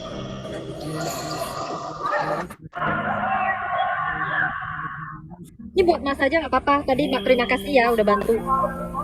Kebanyakan saya cuma butuh 5.000 buat naik angkot. Nggak apa-apa Mas. Enggak, kalau gitu nggak jadi ya. Sini Mas, saya antarin. Enggak bos, badan udah kir. Bau, nanti mobilku kotor. Gak apa-apa, yang penting hatimu bersih. Yang penting hatimu bersih. Ya, jadi banyak success story. Hotman Zainal Arifin yang mulainya anak jalanan, penjual koran di bukit kemudian jadi karyawan, lalu posisi terakhir Vice President di Citibank Indonesia. Ya, melatih kembangkan social awareness. Ini menarik, karyawan Google ketika ada kerusuhan beberapa tahun yang lalu di Amerika kan, dia pasang poster ini. Love your neighbor who doesn't look like you. Who doesn't think like you, who doesn't love like you, who doesn't speak like you, who doesn't pray like you, agamanya beda, who doesn't vote like you. Ingat mereka ribut karena calon presidennya berbeda.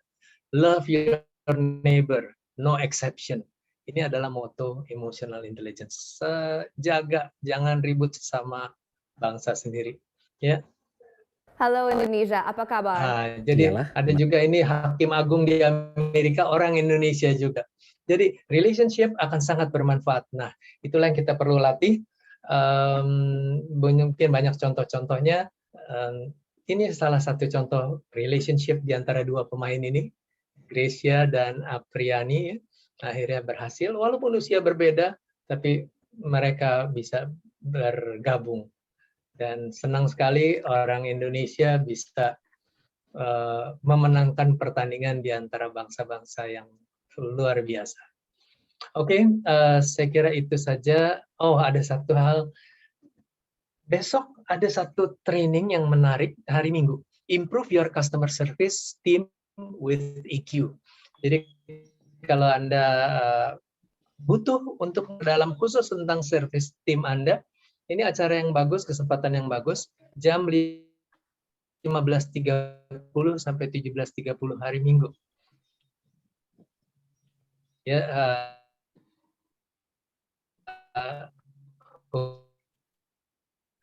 hubungi Kemudian situasi emosional customer Anda seperti apa sih? Bagaimana ngelihatnya? Nah, kemudian bagaimana menemukan kebutuhan customer? Sebetulnya dia perlu apa? Lalu meningkatkan hubungan baik, relationship, dan bagaimana melayani komplain secara efektif.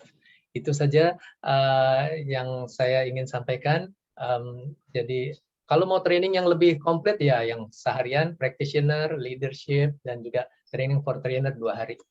Saya kira itu yang saya sampaikan. What is EQ, why, who, and how to develop.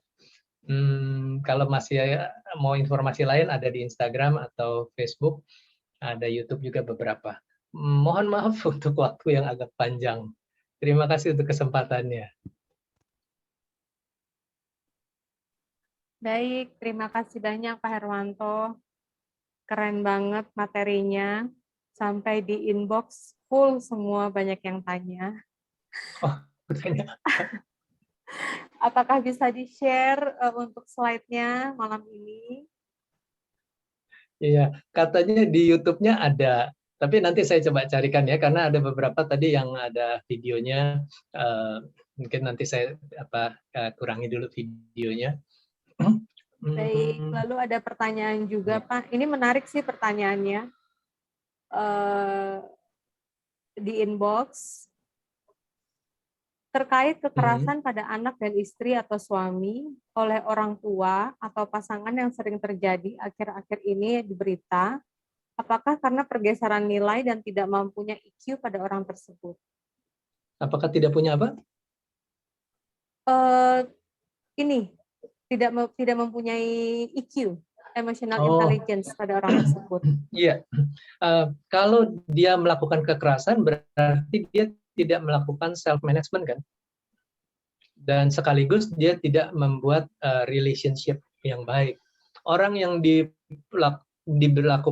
diperlakukan keras, kasar, itu ya nggak enak lah. Ada contohnya misalkan apa ya? Ini kalau misalkan papan gitu ya. Setiap kita kalau kita pasang paku, tap gitu, nah dikasih paku gitu, tap sampai bolong dong. Nah kayak gini. Terus kemudian kita menyesal, lalu minta maaf, kita cabut. Tapi kan tetap bolong hatinya. Jadi itu pentingnya self management supaya jangan sampai menyakiti. Karena abis itu kita minta maaf, sorry, aduh nggak sengaja banget. Tapi hatiku sudah luka, hatiku sudah sakit. Itu bisa terjadi pada anak Anda, terhadap istri Anda, terhadap suami Anda, terhadap keluarga Anda, terhadap bawahan Anda, terhadap rekan kerja Anda, terhadap partner bisnis Anda. Jadi lebih baik kontrol diri Anda.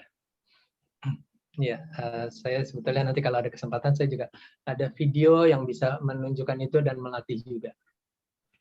Cukup menjawab? Bagaimana Ibu Dian, bisa melambaikan tangan? Cukup, terima kasih. Terima kasih Bu Dian. Lalu ada juga Pak yang bertanya, bagaimana memberi masukan pada orang yang tidak bisa dikasih tahu, atau mungkin bebal kali ya Pak?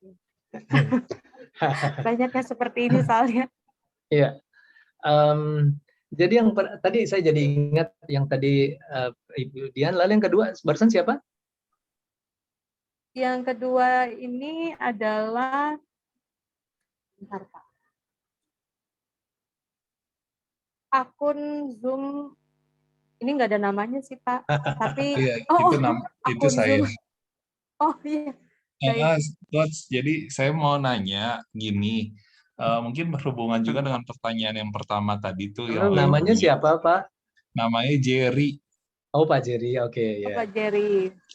Ya, silakan.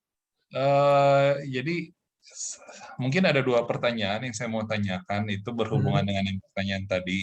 Kalau misalkan ada orang yang kita kasih tahu ya, misalnya anak-anak kita gitu ya, kita kasih tahu jangan main air itu, nanti dia ngulangin lagi, kita kasih tahu gitu, kenapa jangan main air, nanti kepleset, jatuh dan lain-lain. Kan berarti kita memberitahu kan, kalau kamu begini akan seperti ini. Tapi yang terjadi adalah ya dia mengulang lagi. Nah, apakah harus ada tindakan yang lebih keras atau punishment atau apapun seperti itu? Ya, mungkin itu satu. Pertanyaan kedua, oke lah, kalau sama orang yang lebih dewasa gitu ya, yang mungkin seumuran lah, misalnya 30-an, 20-an, 30-an. Kita kan kadang-kadang suka memberitahu, kamu tuh harusnya begini loh, karena saya sudah melewati masa-masa itu. Nah, kadang dia, dia mungkin udah punya prinsip hidup juga kan ya, selama berapa tahun dia mau berubah, tapi tetap begitu lagi. Nah, itu sih pertanyaan saya. Jadi yang tadi dua orang itu, yang satu anak kecil, usia, yang satu orang seumuran gitu. Nah itu. Terima Begitu kasih kok. Pak Jerry. Ya. Jadi anak-anak itu butuh keteladanan. Kadang-kadang kita nggak sadar kita melakukan hal-hal yang mungkin di mata dia itu juga bentuk ketidakdisiplinan. Misalnya, ketika anak mau beli permen, biasanya orang tua bilang apa? Udah di rumah juga udah ada, udah banyak. Sementara dia lihat mamanya beli apa? Mungkin Indomie, beli beras, beli kecap, di rumah juga ada kan? Kenapa mesti beli lagi gitu. Jadi dia melihat kok mama boleh, dia nggak boleh. Itu yang harus kita introspeksi. Lalu kadang-kadang kita juga bilang, kamu tuh nggak apa, kamu harus sabar, kamu harus nurut. Sementara dia melihat kita juga kadang-kadang tidak disiplin. Entah dengan apa, mungkin soal makanan nggak bersih atau tentang menaruh barang. Jadi anak butuh keteladanan. Nah, dalam rangka main air, saya kira anak tuh memang senang main air. Kita juga kadang-kadang senang main air kan, ketika lagi di pantai atau di mana. Nah, jadi bagaimana disalurkan secara positif. Optimal decision for positive result. Yuk kita main ke pantai yuk. Atau yuk mainnya di tempat ini nih, tempat yang aman, yang nggak licin. Jadi kita arahkan biar dia bermain, karena itu latihan yang bagus juga. Perhatikan anak-anak kota yang selalu pakai baju lengkap sering sakit. Anak desa yang nggak pakai baju lari sana sini, badannya sehat-sehat loh, nggak sakit-sakit ya. Jadi perlu juga kita kasih kecintaan pada alam. Lalu yang orang dewasa 30 tahunan atau yang apa, memang perlu dikasih training EQ. Ini juga hubungannya sama yang tadi KDRT ya, Ibu Dian. Jadi saya kira semua kita nih harus segera mendaftar training emotional intelligence. Kalau saya sebetulnya yang ideal tuh 2 hari. Cuma karena sekarang online ya coba dibikin 1 hari. Kalau bisa 2 hari, latihannya lebih banyak. Dan saya melihat berkali-kali di dalam buku ini juga di belakang ini banyak sekali testimoni di dalamnya. Jadi manajer yang kemudian sadar, wah rupanya saya banyak salah ya selama ini. Dan kayaknya ini berguna juga buat saya di rumah. Kenapa? Karena dia nggak tahu bahwa harus menjalin hubungan baik dengan istri, dengan anak. Kita diajarin matematik, fisika, kimia, biologi, administrasi, akuntansi, bahasa Inggris, bahasa Indonesia. Padahal begitu lulus, kita ketemu masalahnya apa? Bukan matematik, kimia, biologi, tapi bagaimana berkomunikasi dengan atasan yang mau menang sendiri. Bagaimana berkomunikasi dengan teman yang malas kerja. Bagaimana berkomunikasi dengan bawahan yang nggak disiplin. Terus tiba-tiba menikah, bertemu dengan istri yang seperti ini, atau bertemu dengan suami yang seperti itu. Kita nggak pernah diajarin. Lalu setahun kemudian punya anak. Aduh, ini anak nggak bisa diatur lagi. Kita nggak pernah diajarin bagaimana mendidik anak. Nah, jadi emotional intelligence ini perlu untuk segera dipercepat belajar supaya kita bisa lebih tenang. Ketika bicara lebih tenang, banyak sekali metode-metode yang membuat tadi ABC itu ya, afeksi, behavior, dan kognitif. Kalau kognitif aja kita biasanya udah tahu gitu. Tapi bahwa sampai anak itu misalnya merasa, nah kamu tahu nggak, kalau kamu jatuh bisa luka, ayah sedih loh. Ayah bisa nangis, apalagi mama kamu. Dia jadi sadar, oh larangnya ini bukan untuk menghambat kesenangan dia, tapi justru untuk melindungi dia. Nah, aspek afeksi ini.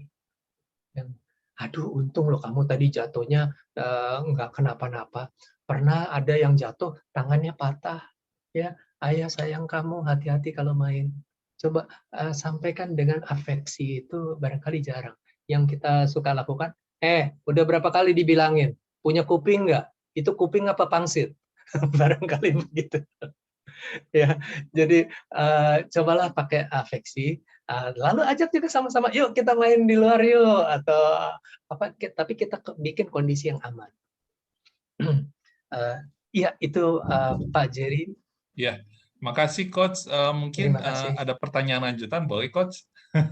Ini kira-kira coach tadi kan coach menjawab untuk anak-anak seperti itu ya. Ada nggak rekomendasi dari coach buku bacaan buat ya kita memperdalam tentang IQ tapi yang berhubungan tentang anak-anak itu satu buat saya bisa baca-baca karena saya sendiri pun masih awam ya tentang IQ ya.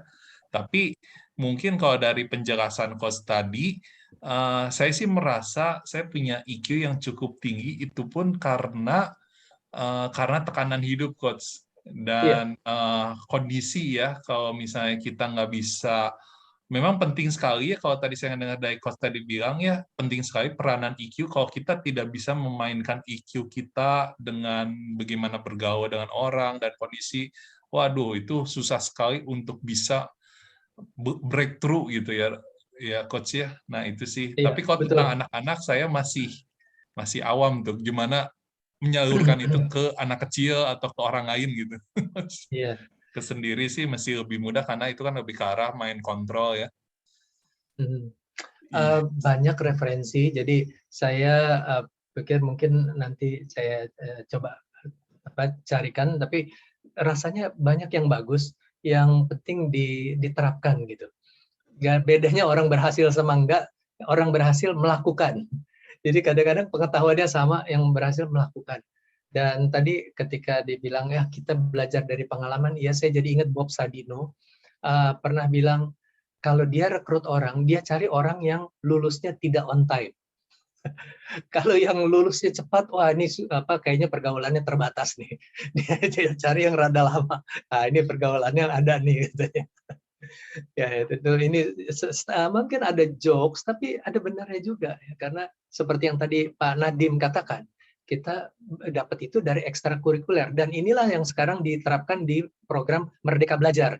Jadi kurikulum universitas dikasih 3 semester di mana mahasiswa boleh pilih mau belajar apa sesuai yang dia rasa perlu, yang tidak ada di kurikulum sekolahnya. Mungkin ada teman yang Kalau lain. IQ itu belum ada ya coach ya pendidikannya di sekolah ya coach ya. Saya lihat ada beberapa, tapi dibawakan sebagai mata kuliah, padahal yang harusnya adalah training. Jadi beda, Iya. dan kalau training itu jadi kayak seminar ya. Misalnya saya mengajar Pak Jerry, saya mau ajarkan tentang menyanyi Indonesia yang baik. Menyanyi Indonesia yang baik tuh nadanya dikunci ini, posisi berdirinya begitu, tapi nggak praktekin. Yang bikin bagus itu adalah latihannya. Saya mau mengajar hari ini tentang bermain basket. Jadi lapangannya sekian kali sekian, prakteknya enggak gitu. Prakteknya minim. Yang mengubah kita adalah latihannya. Sehingga karena itu saya sejak tahun 97 terus memberi training IQ dan orang-orang bilang nggak bosan Pak. Senang tuh karena setiap orang situasinya beda-beda. Ya, Pak Fauzan sudah angkat tangan tuh, raise hand. Silakan Pak Fauzan. Makasih coach. Ya. Ya, selamat malam coach. Ya, izin tanya ini mungkin menyambung pertanyaan yang sebelumnya ya coach ya. Iya. Terkait dengan kecerdasan emosi. Nah, yang mau saya tanyakan, bisakah atau misalkan ada nggak sih atau bagaimana begitu ya coach bentuk program kecerdasan emosi yang bisa dibuat ya, yang diterapkan untuk di sekolah gitu coach. Soalnya kan kalau sekolahnya tingkat apa nih Pak? Tingkat SMA atau SMK coach. Oh iya. Karena kan mengingatkan para lulusan SMA atau SMK kan ada yang kuliah dan ada yang bekerja ya coach ya. Iya. Nah dan tadi saya tertarik sih coach tadi yang yang IQ tinggi mendapat panggilan ya. Kalau kecerdasan emosi itu mendapatkan pekerjaan ya coach ya. Nah ini gimana coach untuk realisasi programnya kalau misalkan diterapkan di sekolah coach? Terima kasih coach. Ya. Terima kasih. Outline-nya sama dengan orang dewasa kalau sudah SMA ya. Tinggal contoh-contohnya yang disesuaikan. Latihan-latihan yang disesuaikan dengan situasi mereka. Jadi social awareness-nya dengan teman sebaya dan guru dan orang tua. relationship management dengan teman sekelas, sebaya, dengan guru, dan dengan keluarga, begitu. Jadi, nah itu perlu dilatihkan. Nah, beberapa sekolah membuat program itu 2 hari berturut-turut, itu sangat efektif. Kadang-kadang ada yang sekalian 3 hari, tapi ada yang maunya ini ya, disisip-sisipkan seminggu 2 jam. Menurut saya itu kurang efektif. Karena jadinya kuliah, jadinya seminar, afeksinya kurang, behavior-nya kurang. Lalu yang minggu lalu diberikan dia sudah lupa. Padahal ini harusnya kan nyambung terus tuh, blending. Nah, efek itunya yang nggak didapat. Jadi kalau saya sarankan, bikin program ini pas lagi saat liburan. Sehingga bisa 1 hari full atau mungkin 2 hari full. Jadi enak tuh, makin kompak kelompoknya. Apalagi metodenya ada yang tugas sendiri, ada yang berpasangan, berdua, ada yang kelompok kecil, ada yang kelompok besar, sehingga mereka otomatis jadi terlatih untuk komunikasi. Saya ingat ketika saya memberi pelatihan untuk SMA atau mahasiswa, oh ya, saya kira SMA Penabur di Jakarta, ada satu siswa yang bilang, Pak, saya itu susah bergaul, Pak. Saya susah kalau mau ngobrol. Nah, itu hal yang simple sekali. Jadi ngomong apa, bagaimana caranya, yang mulai dulu. Nah, ini yang perlu dibantu untuk mereka. Begitu Pak Fauzan ya. Jadi tentang program untuk SMK, outline-nya sama kira-kira. Cuma nanti contoh soal atau permainannya bisa disesuaikan juga dengan anak-anak yang lebih seru. Mau tanya Terima lagi, kasih Pak Ronald, silakan Pak Ronald. Oh ya, silakan. Coach, terima kasih Coach atas materinya hari ini, sangat memberkati. Cuman yang mau saya tanyakan Coach, untuk menjaga emosi EQ supaya tetap positif, apakah berarti kita juga harus menghindari orang-orang yang bisa berpotensi merusak perasaan kita menjadi negatif, Coach? Karena kan perasaan kita kan nggak bisa selalu stabil ya, namanya perasaannya. Itu menurut tanggapan Coach Firmanto gimana itu, Coach? Nah, itu yang dilatih untuk dalam selling with EQ ya, atau service with EQ. Salah satunya adalah self-awareness tentang emosi kita. Wah, hari ini saya kayaknya rada bad mood nih. Cepat lakukan self-management, bagaimana bisa menenangkan diri, mungkin dengan tarik napas yang dalam, mungkin dengan minum air yang dingin, atau latihan-latihan lain, jalan sebentar. Nah, itu banyak latihan-latihan yang kita praktekkan. Dan kalau memang rasanya terlalu berat, Anda bisa tunda, jangan ketemu dulu, atau barangkali bisa assign orang lain, tolong bantuin saya dong untuk komunikasi dengan orang tersebut, seperti itu. Kalau tugasnya bisnis ya, tidak bisa dihindari. Misalnya itu di teman di kantor. Tapi kalau Anda bisa memilih, ya kurangilah kontak dengan orang yang bikin Anda emosi gitu. Karena pergaulan yang buruk merusak kebiasaan yang baik. Gitu ya. Jadi hati-hati. Kalau kadang-kadang ada teman ya, Anda nih udah rajin, Anda sabar, terus teman datang, ngapain sabar-sabar, rajin, gaji sama.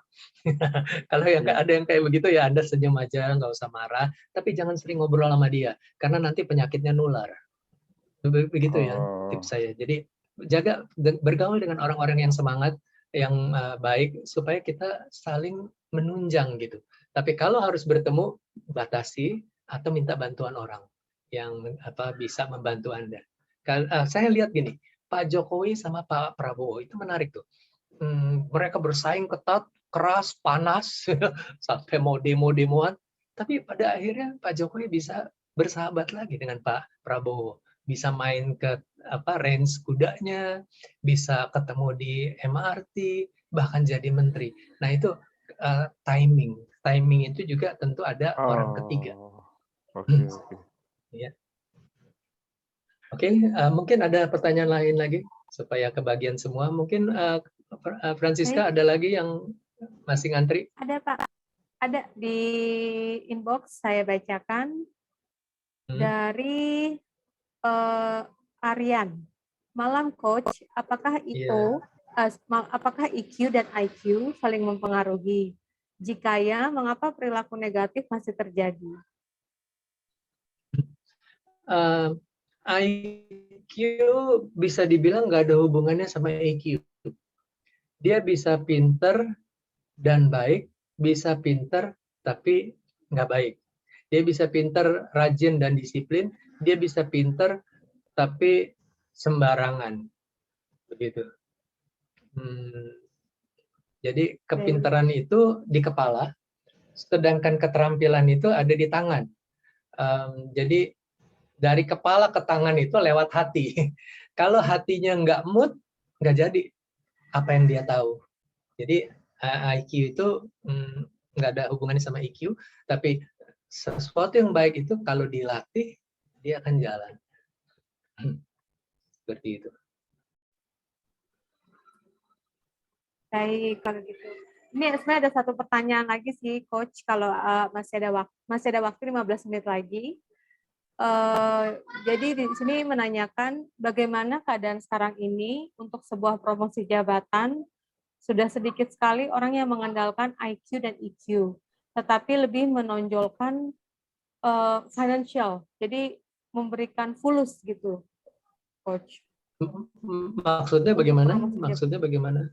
Jadi untuk saat ini yang terjadi realitanya untuk IQ dan EQ sudah tidak terlalu berpengaruh dalam promosi jabatan, tetapi lebih mengutamakan fulus. Jadi amplop di bawah meja. Lalu bagaimana menyikapi hal ini jika kita sendiri sebenarnya secara EQ dan IQ sudah cukup baik? Ya, yang pertama kita nggak usah terlibat dengan permainan yang tidak baik itu. Yang kedua, doakan supaya orang itu kembali ke jalan yang benar. Yang kalau nggak kembali juga supaya cepat ketangkep KPK. Ya, karena kita harus keluar dari pola kerja kayak begitu gitu. Ya, jadi saya tahu memang ada beberapa tempat yang kayak begitu, tapi itulah yang merusak bangsa kita. Jadi minimal kita tidak ikut-ikutan. Nggak bisa Pak gitu, cari peluang untuk ngelamar ke tempat lain. Ya, daripada Anda ikut jadi kotor di situ. Tapi jangan nekat juga, wah saya berhenti aja langsung. Ya, terus pelan-pelan lah, cari pijakan yang lain supaya pergaulan Anda bisa lebih sehat, begitu. Gitu ya. Lalu satu lagi tadi saya lihat nih mau nanya, saya menderita sakit cukup lama, bagaimana cara mengendalikan diri karena sakit saya datang 4 tahun, sudah hampir 4 tahun, 20 tahun diabetes, kena lambung, oke mata. Nah, semua penyakit yang berhubungan sama darah itu memang ada pengaruh juga dengan emosi. Jadi ketika emosi biasanya gula darah juga bisa tiba-tiba naik. Saya pernah lihat ada orang yang emosi tiba-tiba lemes, ya kan, diabetes ya, kakinya lemes nggak bisa berdiri. Jadi perlu belajar bagaimana pengendalian emosi. Sayang buku saya ini udah habis. Bikin training yuk. Karena senang sekali kalau kita melakukan itu, latihan, lalu kita lebih sehat. Dan kita punya teman. Ingat tadi, yang membuat kita sehat itu ada teman dekat. Dan relationnya baik. 2 hal itu. Jadi kita perlu latihan, dan kalau bisa mungkin inisiatif deh bikin, karena saya pikir kita jadi begini karena proses hidup kan sudah berapa puluh tahun. Saya sadar ini setelah saya umur berapa ya? Saya sudah umur 45, hampir 50. 45 tahun baru sadar. Untung masih bisa berubah. Nggak gampang gitu ya, karena kita udah terbentuk nih 45 tahun, mau berubah ya aneh juga, kadang-kadang nggak biasa, aku tak biasa gitu ya lagunya. Tapi di mana ada kemauan, di situ ada jalan. Apalagi kita sudah punya cita-cita tadi. Saya mau tinggalkan yang baik buat keluarga saya mau jadi teladan, saya mau berguna juga buat teman-teman saya, lingkungan saya, bahkan bangsa dan negara. Jadi bikin target yang istimewa, pasti bisa. Jadi diabetes itu salah satunya makanan yang harus dijaga kan, dan hatinya yang gembira, tenang, belajar mengampuni. Tadi kan ada gambar-gambar tuh yang berhubungan sama organ-organ tubuh, ginjal ya, supaya sehat, bersyukur, berdoa. Kanker juga begitu, kanker nggak ada obatnya, tapi ada yang sembuh kan. Kenapa? Karena hatinya, karena emosinya dia bisa kontrol. Jadi saya harapkan Ibu bisa Bapak ya, Pak Junius Bram, saya harapkan bisa survive, bahkan jadi lebih baik, dan bisa jadi saksi hidup nanti bahwa yes, emotional intelligence bermanfaat untuk kesehatan dan kesembuhan. Ya, ada lagi? Apakah ada pertanyaan lagi dari partisipan? Boleh komen sedikit Pak Hermanto? Iya, silakan Ibu Rini. Ibu Rini ini dosen senior dari Undip. Silakan. Terima kasih atas kesempatannya. Tadi pertanyaan yang dibacakan oleh Mbak Indah tadi ada yang menyatakan bahwa promosi itu sekarang dalam praktek banyak yang pakai amplop di bawah meja gitu ya. Tetapi saya kira kita tidak perlu pesimis seperti itu. Masih banyak perusahaan-perusahaan atau kantor-kantor bahkan program promosi saja menggunakan pihak ketiga untuk menilai. Jadi saya katakan bahwa kan itu membutuhkan biaya gitu kan ya, tetapi menjawabnya adalah supaya lebih fair. Dan anak buah saya juga merasa bahwa kita tidak mengeterapkan unsur like and dislike. Jadi jangan pesimis lah. Orang Indonesia masih banyak yang baik gitu ya. Yes, Bu Rini. Itu saja sih, karena ini kebetulan saya berkecimpung di bidang itu. Ya, terima kasih Pak Hermanto, terima kasih Mbak Indah. Ya, terima kasih. Itu penting yang Ibu Rini katakan ya, masih lebih banyak orang baik daripada orang jahat. Masalahnya kalau kita nonton TV dan baca media umumnya, mereka itu yang mereka expose yang berita buruk. Bad news is good news. Jadi karena itu saya sudah 20 tahun lebih nggak langganan koran. Kenapa saya sampai kemudian sadar, ini kok apalagi koran-koran yang nggak jelas gitu ya, kata-katanya kasar, semua yang diekspos, semua yang negatif. Yang korupsi pasti masuk situ, tapi pejabat yang baik enggak. Guru yang nggak benar dimasuk dengan beritanya, guru yang baik enggak. Siswa yang demo dimasukin di koran, siswa yang baik enggak. Jadi kita bisa misleading kalau Anda sumbernya hanya TV dan media sosial. Jadi hati-hati, masih banyak orang baik, salah satunya saya kira yang hadir di tempat ini sekarang. Terima Kita kasih. sama-sama. Ya, baik, terima kasih. Apakah ada pertanyaan lanjut lain ya? Untuk training offline nanti akan dikoordinasikan ya dengan Pak Hermanto. Memang sih saya sendiri juga memiliki training provider. Memang untuk offline itu berbeda sekali dengan online, karena offline itu relationship-nya tuh lebih dapat. Dan lebih seru. Karena banyak games-gamesnya. Nanti akan diinfokan lebih lanjut. Oke, jadi semuanya ada di grup WA kan ya. Nanti ini aja usulkan atau daftar siapa yang mau. Nanti kita tinggal atur waktunya kapan dan lebih cepat lebih baik. Kenapa? Saya ngerasain dan banyak sekali teman-teman yang mendapat manfaat baik buat kesehatannya, buat yang tadinya udah mau bercerai jadi nggak jadi, yang punya masalah di kantor sekarang dia bisa solve.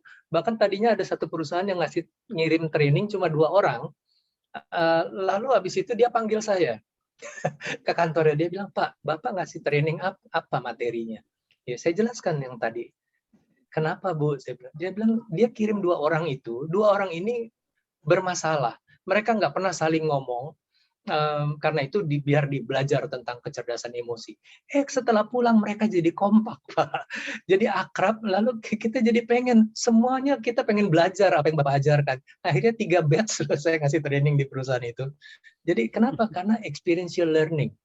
Jadi kalau cuma diomong-omong yang nggak jadi ilmu, nggak jadi skills kan, kita latih baru jadi skills. Nah, itu ini keren sih, double maut kalau Pak Hermanto dipasangkan sama mentor saya juga, Pak Haryo, untuk membawakan motivasi. Iya, setuju sekali. itu keren banget.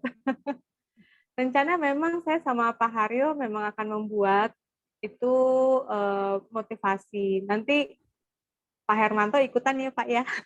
Siap, siap. Biar makin double gitu Pak mautnya. Iya. Testimoninya ada loh Pak Hermanto. Iya, apa tuh? Iya, Bapak-bapak dan Ibu-ibu testimoninya apa yang sudah ikut. Saya termasuk muridnya Pak Hermanto dan saya selalu berusaha ada pada saat di mana beliau memberikan satu training. Karena nggak bosan dan saya selalu haus untuk mempelajari hal yang baru. Karena beliau selalu memberikan sesuatu yang baru. Apa yang saya dapatkan malam hari ini juga tidak semuanya sudah saya dapatkan, padahal saya sudah mengikuti beliau berapa kali saja. Pak Hermanto mungkin sampai bosan lihat muka saya. Ya, Ibu Rini sudah ikut macam-macam program termasuk training for trainer. Jadi kalau nanti sudah ikut training for trainer, Anda mau ngasih training, saya siap bantu juga. Ya, jadi jangan pikirkan mesti bayar berapa Pak Hermanto. Pokoknya asal EQ itu bisa jalan kelasnya, itu satu kebahagiaan. Bisa dapat uang lagi ya, tentu tambah plus ya. Pokoknya saya siap bantu. Iya. Bekal pensiun Pak Hermanto. Siap Bu. Juga teman-teman yang lain ya. Bagi kebahagiaan buat Indonesia. Betul sekali. Ya. Tapi sebelum yang tadi saya cerita, waktu saya masih kuliah, memang salah satu dosen saya juga mengajarkan EQ dan dia mengatakan, ya udah kalau kalian nanti stres, daripada kalian nggak tahu mau cari training emotional intelligence di mana, kalian traveling aja banyak-banyak, karena dengan traveling itu kalian jadi lebih open minded karena terbuka pikirannya dan bertemu orang baru. Bener nggak sih Pak Hermanto? Sampai sekarang saya masih bertanya-tanya dan karena kata-kata dosen tersebut saya jadi suka traveling dan benar memang impact-nya bagus ke saya. Bisa benar, tapi ada risikonya juga. Kalau travelingnya mahal, itu bisa create another problem. Pulang-pulang mumet, pusing. Saya lihat di Senayan City dulu, itu ada tulisan shopping is better than going to the psychiatrist. Belanja itu lebih mengobati Anda ketimbang konsultasi ke psikiater. Tapi hati-hati kalau belanja berlebihan itu bisa tambah tekanan lagi. Pas bayar kartu kreditnya. Waktu belanja senang. Ya. Oke, baik. Ini sudah lewat. Kita bisa bikin foto bersama. Kita bikin foto bersama dulu ya. Nanti akan di-share-kan di grup. Baik. Bisa dibuka videonya? Yang belum buka? Sementara kalau mau tanya-tanya ya, saya kasih nomor HP saya ya. 0817 77 2234. Mungkin ada yang masih mau lanjut. Nomor HP-nya mau diulang, Coach? Oh, sudah ada di chat tuh. 0817 77 2234. Siap. Makasih, Coach. Ya. Jangan miss call ya. Oke, siap Francisca. Iya, sudah difoto sebagian. Sedikit lagi, Coach.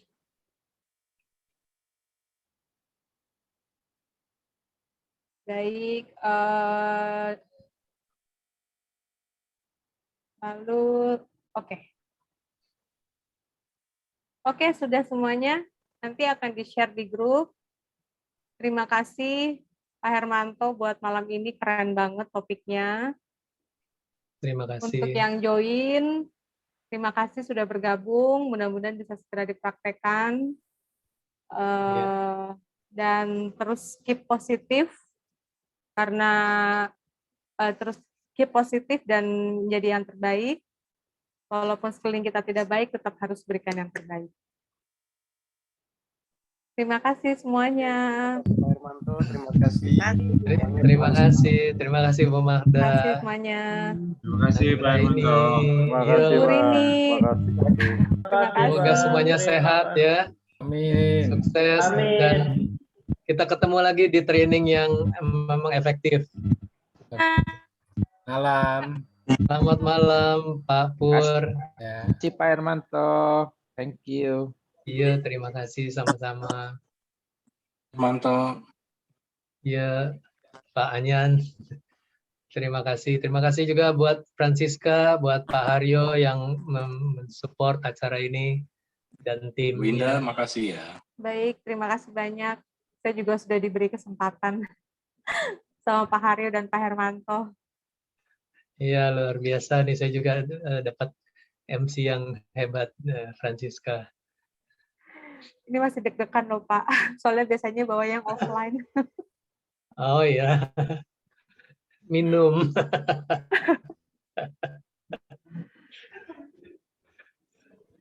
Bapak nanti saya chat ya Bapak ya, untuk pelatihan ya Pak ya. Nanti saya chat untuk pelatihan. Iya, siap. Tuh.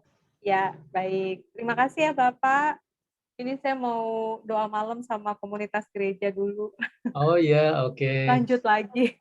Terima kasih Pak Terima Hermanto. kasih Pak. God bless you. Terima kasih sama-sama. God bless you too. Ya, terima kasih Pak Hermanto. Selamat malam. Terima kasih Pak Haryo. Selalu. Iya, Terima kasih Pak. Ya. Sehat semuanya. Sukses. Baik, saya close ya. Terima kasih. Selamat malam. Selamat malam.